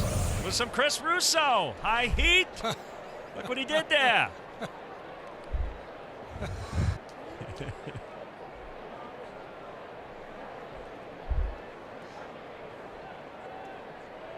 Here's Parra. Need to get a little headshot of Chris, and every time somebody swings through a high fastball, it just pops up there. And then downstairs to get started. Are you sure? Gerardo giving him the option to change his mind. Well, you know, this is a tough league, as you well know, and as you said, you've got a home plate umpire working with 2 lineups that have been around for a while, and there is no quarter given, right? It's not like, hey, you're new at this. Yeah, I mean, I think maybe at some point, but yeah, they're going to test him. They're going to challenge him. Folks, check out the variety of luxury premier options that Wrigley Field has to offer for your next client, corporate, or family function, like an all-inclusive suite experience. Daily suite rentals are available for the opening week of baseball. For details, visit Cubs.com/premier. Maybe Clark the Cub will poke his head in and say hi.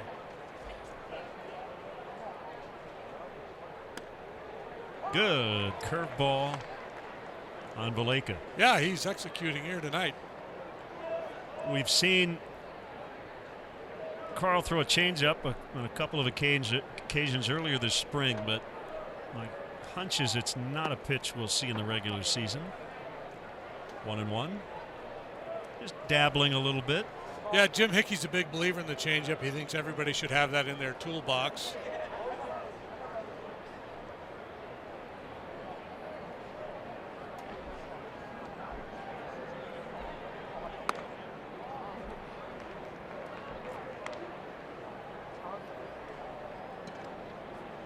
It's hard when you pitch in high leverage situations and you're pitching an inning at a time to go out there and work on something. Now, if you were able to get an inning or so and here and there in a blowout situation, you might be able to play around with it.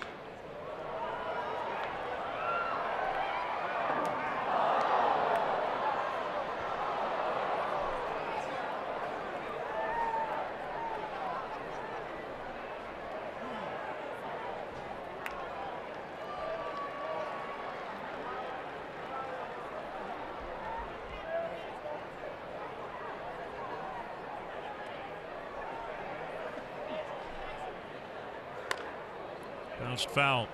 Paid crowd tonight 15,844. So we surpassed yesterday. It's the second largest Cactus League crowd ever and missed the record by 6.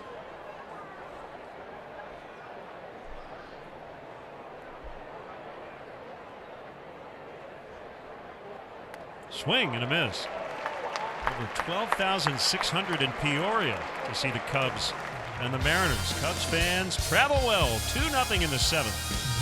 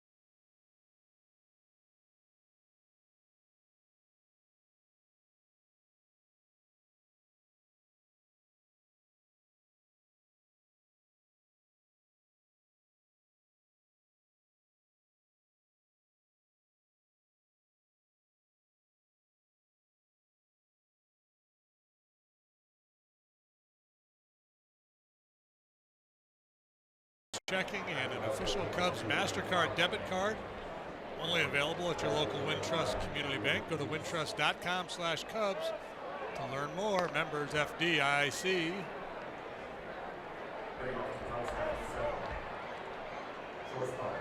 Two 2-0 on the Anthony Rizzo 4th inning home run. And Jairo Diaz will work here in the bottom of the 7th.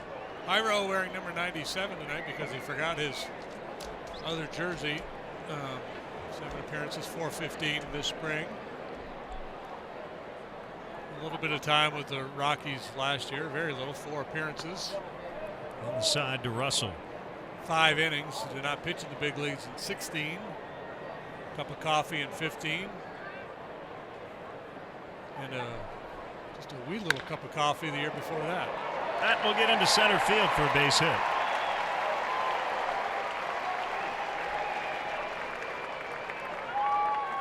Yep. Pinch runner now for Russell. Could be a candidate for comeback player of the year right there. So Russell after an off year last year. Chesney Young.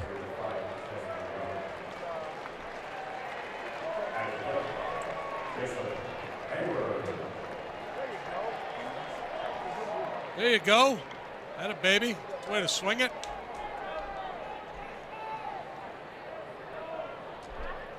Hayward 0 out of 2. Ground out and a strikeout. The ground out was sharply hit to the pitcher.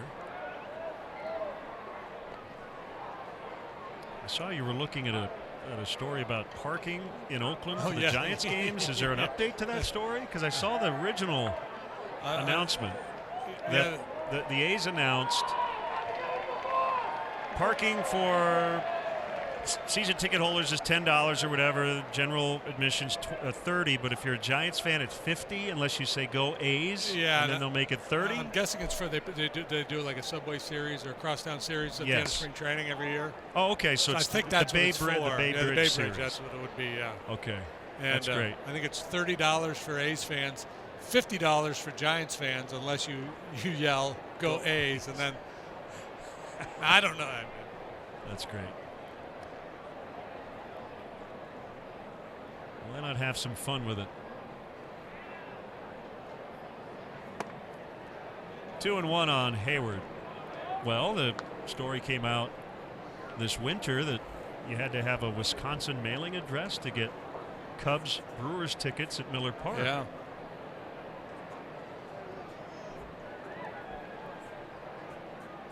Although if you have a relative in Wisconsin, you could still figure out a way. Probably right? a way to make it work. Yeah.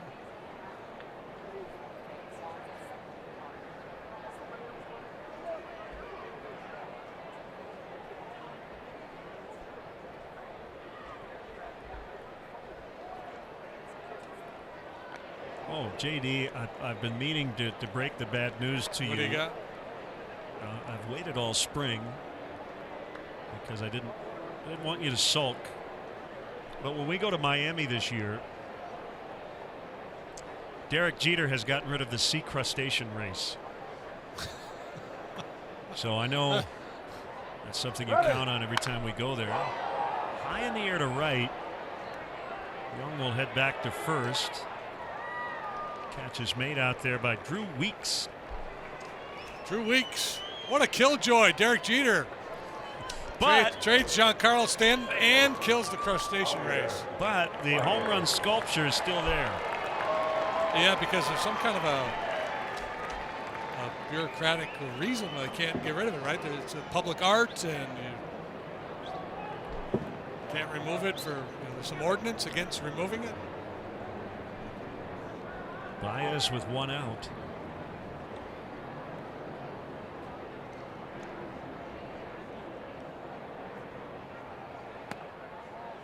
Do we know what they're replacing the crustacean race with? I don't know. Top secret. How about Billy the Marlin? Has he been released? Yes. He's gone too? They fired Billy the Marlin. Now, I think they kept the mascot, but whoever was inside the guy it, was. Yeah. Wow, you talk about cleaning house. Well, instead of the crustacean race, they're just going to show reruns of HR Puffin stuff. That's what really that race looked like to me anyway.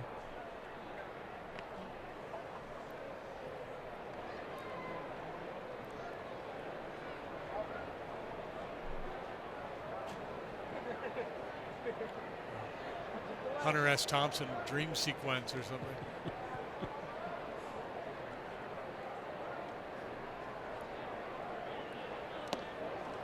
Good dig by the catcher, and whoa, what a throw. Tony Walters just nailed Chesney Young. Backhand pick, and then a pick off. Well, you talked about his background as an infield. He's got great hands back there, and anytime the ball's in the dirt like that, the base runner's going to get a little anxious with that secondary lead, try to hold his ground to give himself a chance to advance. But when it's picked cleanly, you can be caught a little too far from shore, and great play by the catcher Walters.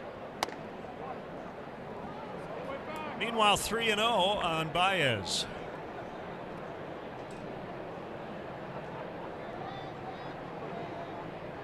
Jairo Diaz is from Venezuela. He's 26. And he's about to throw a 3-0 heater here to Baez.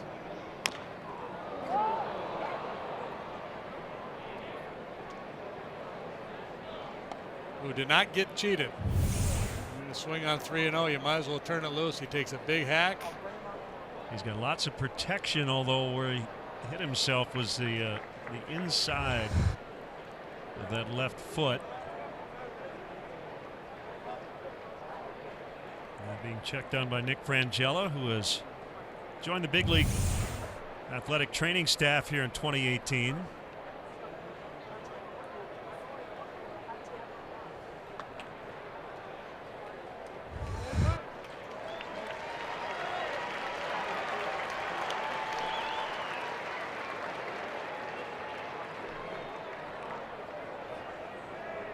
Nick Frangella is in his 15th season in the Cubs organization and is now in the big leagues.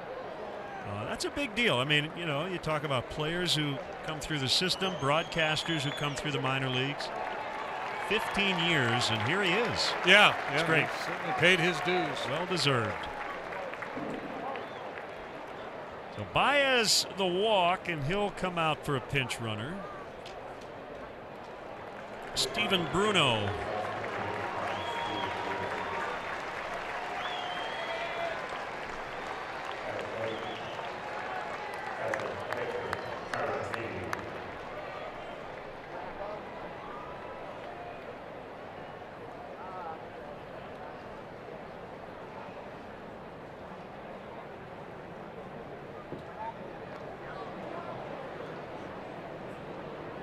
Iro, he's not afraid to turn it loose when he makes that throw to first base.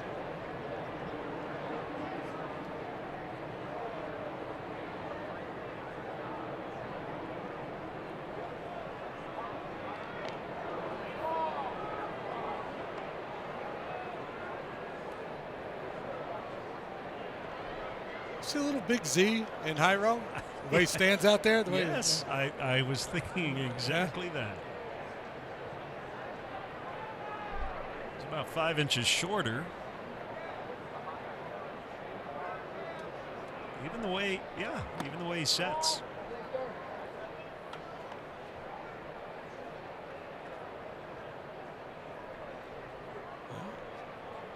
Maybe if you were to ask him his inspiration was, one of his pitching heroes, he might say Carlos Zambrano. I wouldn't be a bit surprised if he patterned himself after Carlos Zambrano.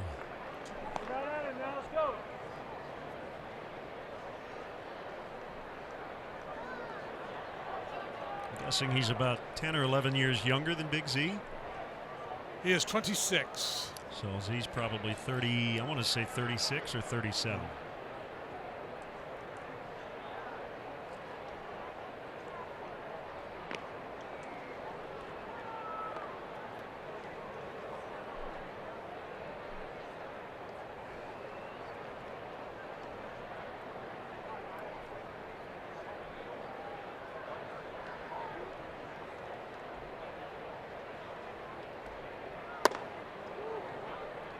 Now 3-0.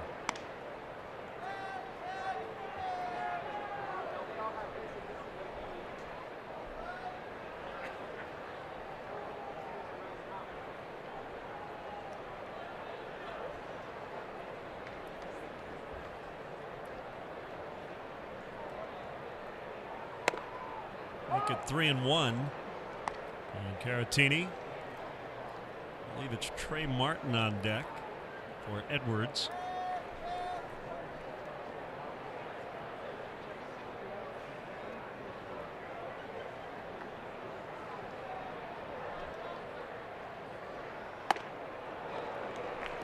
So back-to-back 2-out walks.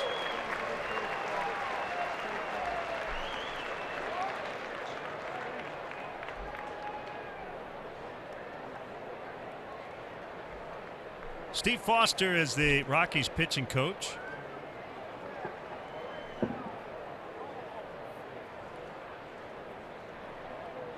Well, he's probably going to tell him, hey, man, just take a deep breath. Looks to me like you're overthrowing, like you're trying to throw 110 miles an hour. Let's just dial it back and get on top, get it down in the zone. Bud Black, former Major League pitcher. Well, there was a while there where you didn't see a lot of managers who had been pitchers. That has changed.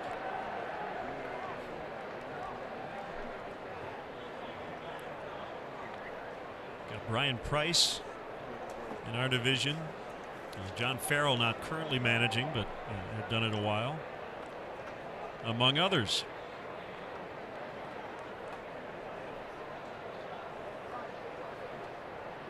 Mickey Callaway now with the Mets. Strike called on Trey Martin.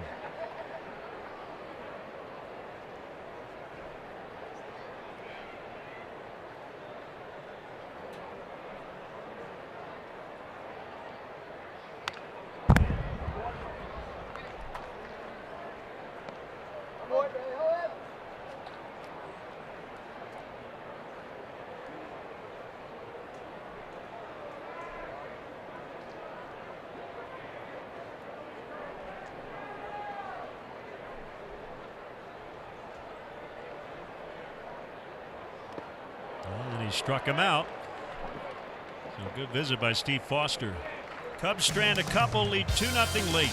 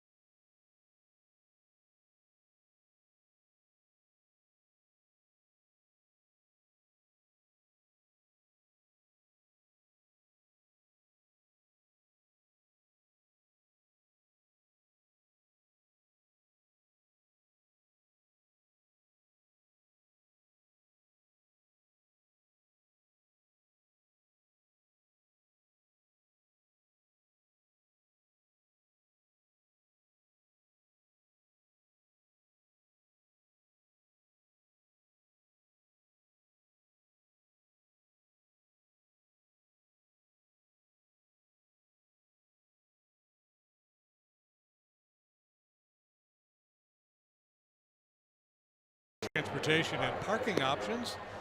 Cubs offer a free bike check located by the Addison Red Line station. For drivers, the Cubs provide free remote parking and shuttle service on night and weekend games. Information is yours by visiting the A to Z guide at Cubs.com. This is Kyle Ryan. New battery now. He'll work with Taylor Davis. He's now into catch. Minor league contract with an invite to spring training for Ryan. He's had big league time with the Tigers in each of the last 4 seasons, albeit not a lot. His big league debut in 2014. 2016 he got a lot of work, 56 appearances. At what point do I mention the Cubs do not have a shutout this spring? Should be as good as time as any. Okay.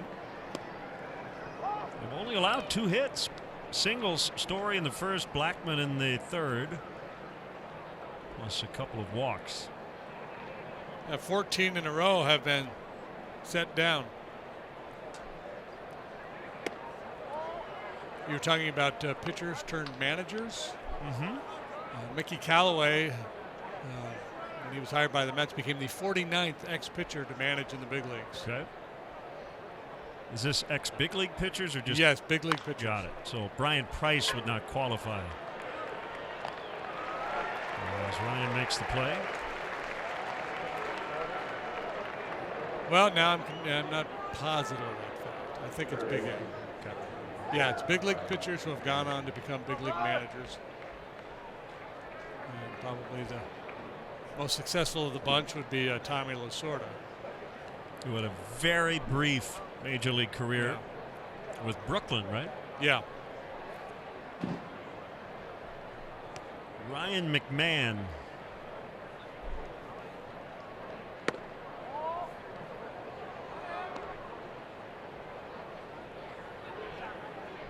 We're looking at him as maybe the everyday first baseman coming into spring training. And then with Cargo coming back, Ian Desmond's going to need to play some first base. 1 ball and 1 strike. McMahon is playing third.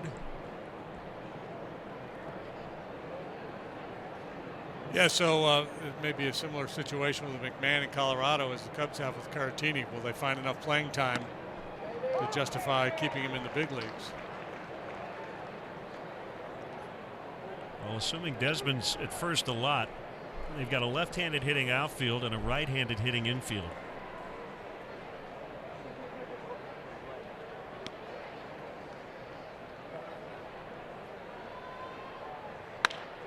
on the ground. That's Chesney Young backhanding, and he got him. Cesaroo.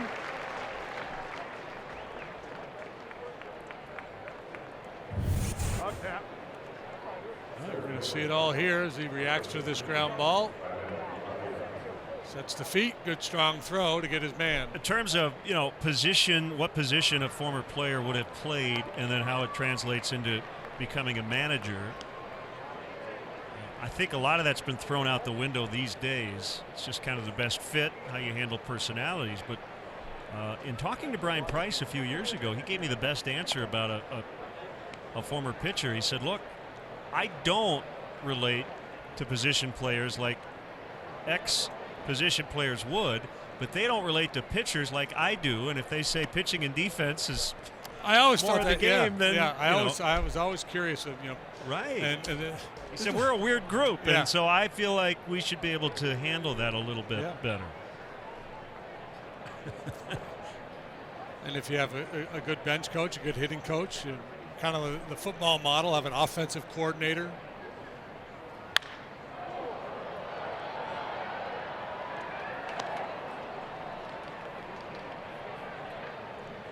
Because in terms of the in-game stuff, much of what you do is figure out how long your starter should go, how to use your bullpen.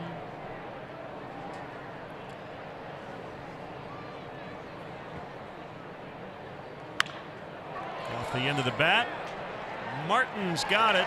Kyle Ryan with a 1-2-3. They're mowing him down out of the bullpen tonight.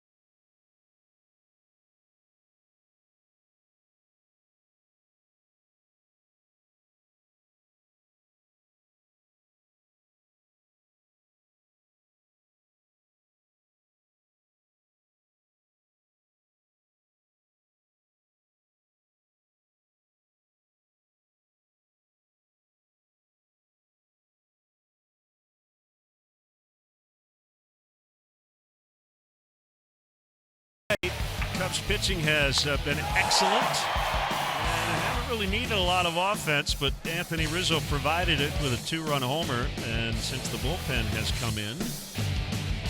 Yeah, you don't need a whole lot when you don't give up any, and the pitching has been outstanding. They threatened Montgomery a couple of times, but he didn't break. 4 scoreless innings, and then perfect work from the bullpen thus far. Brooks Pounders made his major league debut 2 years ago with Kansas City. Little time with the Angels.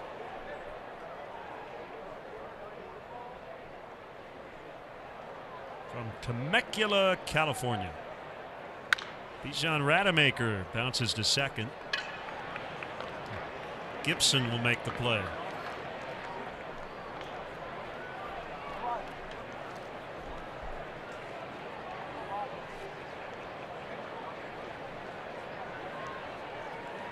So Michigan beat Florida State tonight in a close one. So that's who Loyola will get next. Ramblers and Wolverines in the Final Four. John Beeline's group. Jason Vossler, the batter.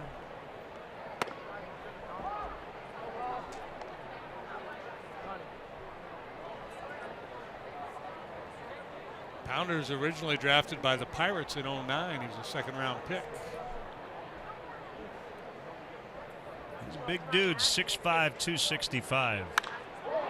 Well hit to center. Toppy it back on it. It is gone. A home run. Jason Vossler,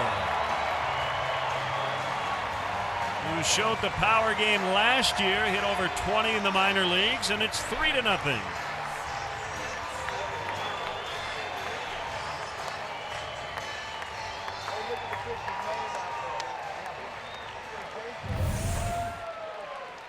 And 21 long balls for Vossler last year. Boy, pretty swing. It looked like some kind of a split finger pitch, perhaps.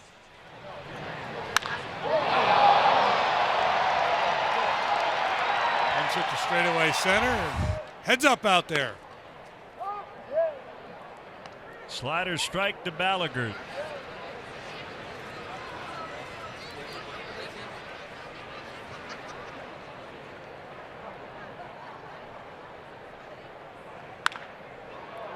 That's a fair ball, and it will go 3-1.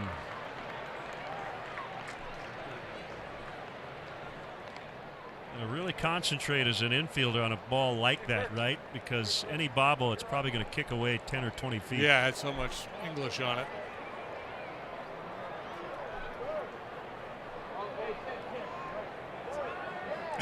Chesney Young thought it was his turn, but it's actually Charcer Burks.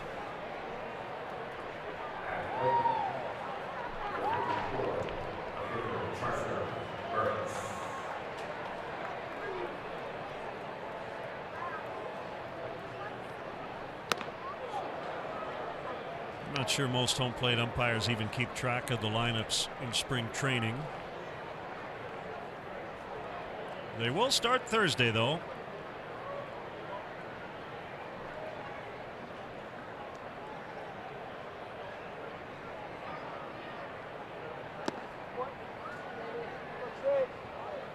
One and one the count.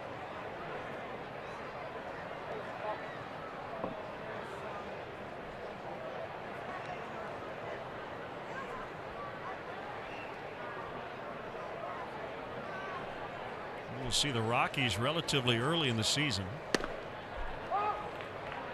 When do we see the Rockies? We see them home and home before May 2nd. Well, on May 2nd will be the final game of the season between these two teams.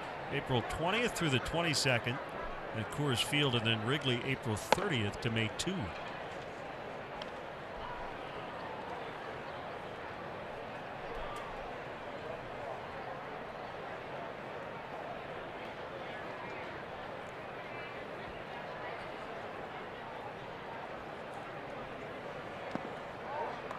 Laid off that slider.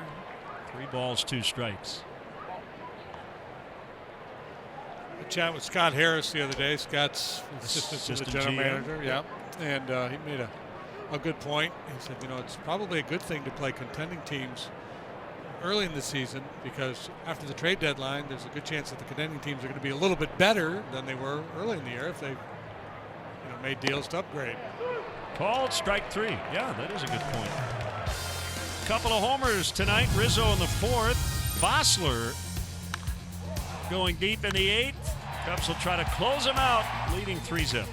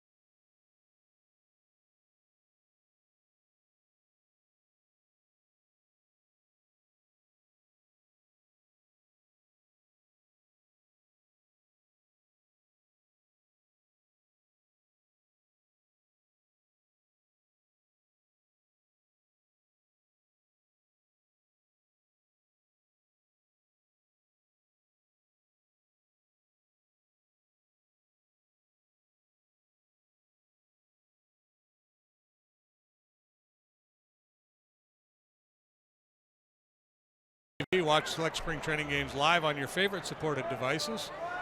Blackout and other restrictions apply for regular season games. Visit MLB.tv for details. Derek Gibson leading off the Rockies' 9th inning. Kyle Ryan with a 1-2-3-8. I think they call him Gibby. Pretty good chance. Or DG. Swing and a miss. There was a Derek Gibson, D-E-R-R-I-C-K, an outfielder who played with the Rockies back in the late 90s.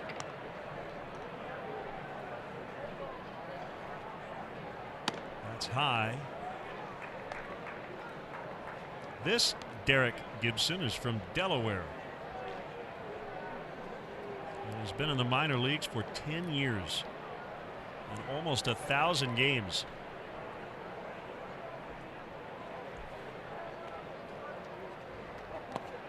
So JD, when we hear later this year, after 1,027 games, Derek Gibson makes his major league debut, we'll remember tonight. Yep. Well, that's the guy that wore number 88 in spring training. Popped up to second base to start the top of the 9th. I love stories like that. Perseverance. Yeah, absolutely. Played in Lowell, Greenville, Salem, Portland, Surprise, Pawtucket, Norfolk, Bowie, Binghamton, Albuquerque.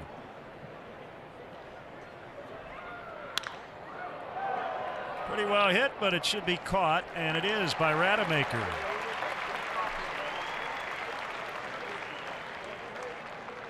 And it'll bring up Daniel Castro. Last time we saw him, he was an Atlanta Brave.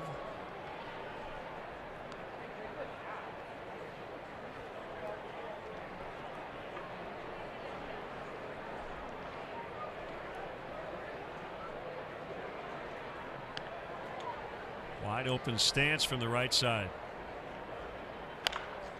Bounce to third, foul.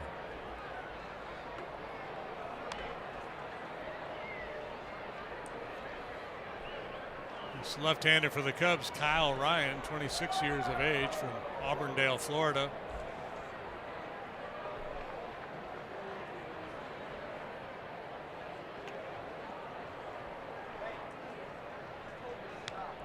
The other Cubs split squad dropped the 7-3 decision to the Mariners in Peoria tonight. Eddie Butler took the loss. He gave up 2 runs in 5 innings. Ian Happ with a leadoff home run, his 7th of the spring.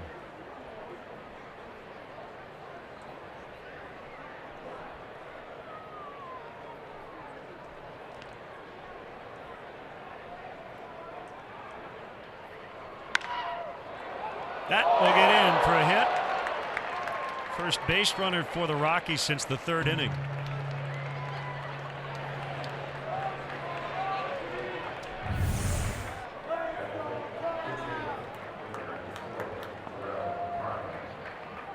Pitch was down and away, but a nice job of hitting by Castro.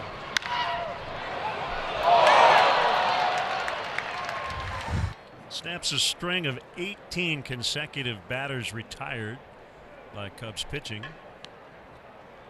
Here's a good name. Correll Prime.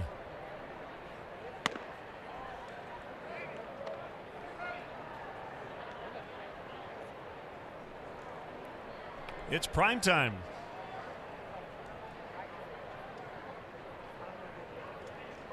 Although I am told he is not wearing a prime number. He is not. 94, swing and a miss. Now, if he were wearing 89, or if he had taken Jairo Diaz's 97, that'd be different. Oh, an opportunity missed, Correll. And that wasn't really a prime cut either, that last pitch. 1-2. 12th round pick out of Bradenton, Florida, 2012.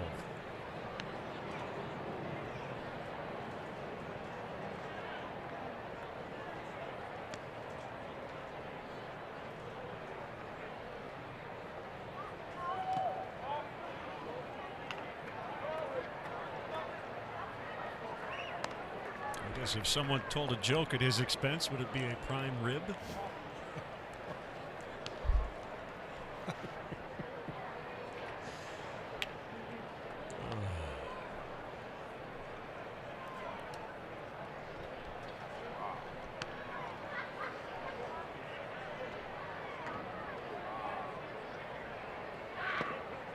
Knocked down by Davis.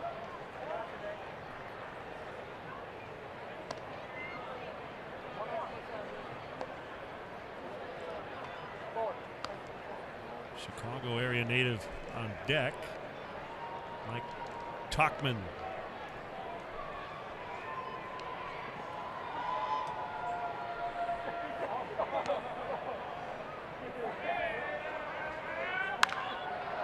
Fouled off to the right.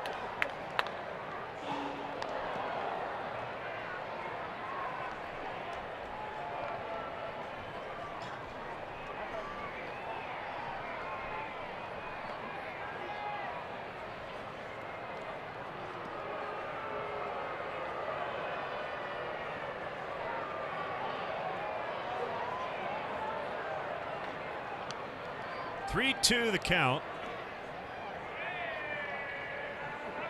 A very short lead over there, but Ryan checks on Castro anyway. And Ryan drafted and signed by the Tigers at the age of 18, started his professional career in 2010, and just had very good control.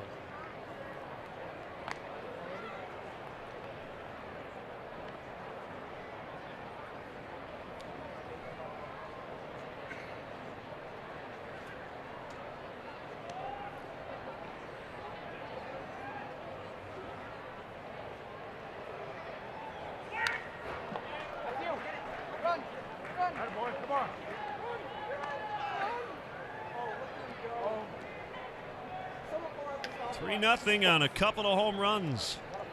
Rizzo and Vossler for the Cubs.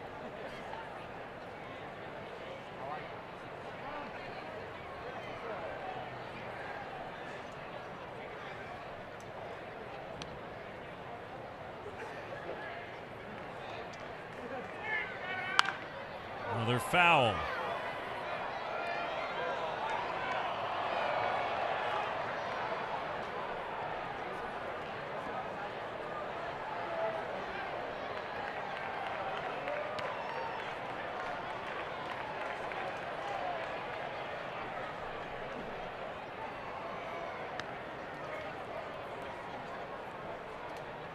Another 3-2. This time he got him.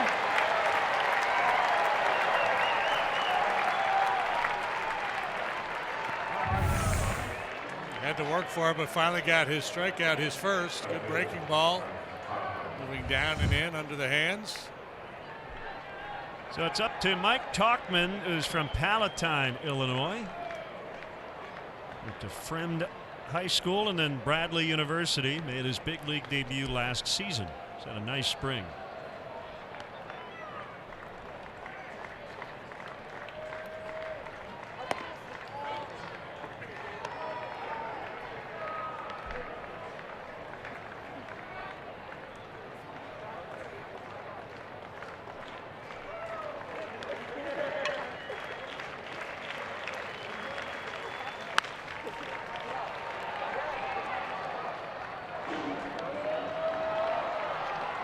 Cubs and the Royals tomorrow, and then off to Florida. Cubs will be in the Sunshine State for a week. 2 exhibitions against the Red Sox, off day, and then 4 to start the season against the Marlins.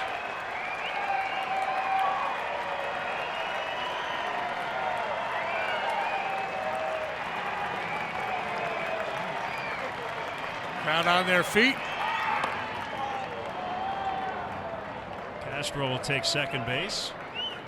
I'm giving him a stolen base because it's spring training. I am not defensively indifferent. If there's defensive indifference during the regular season, how indifferent is it during spring training?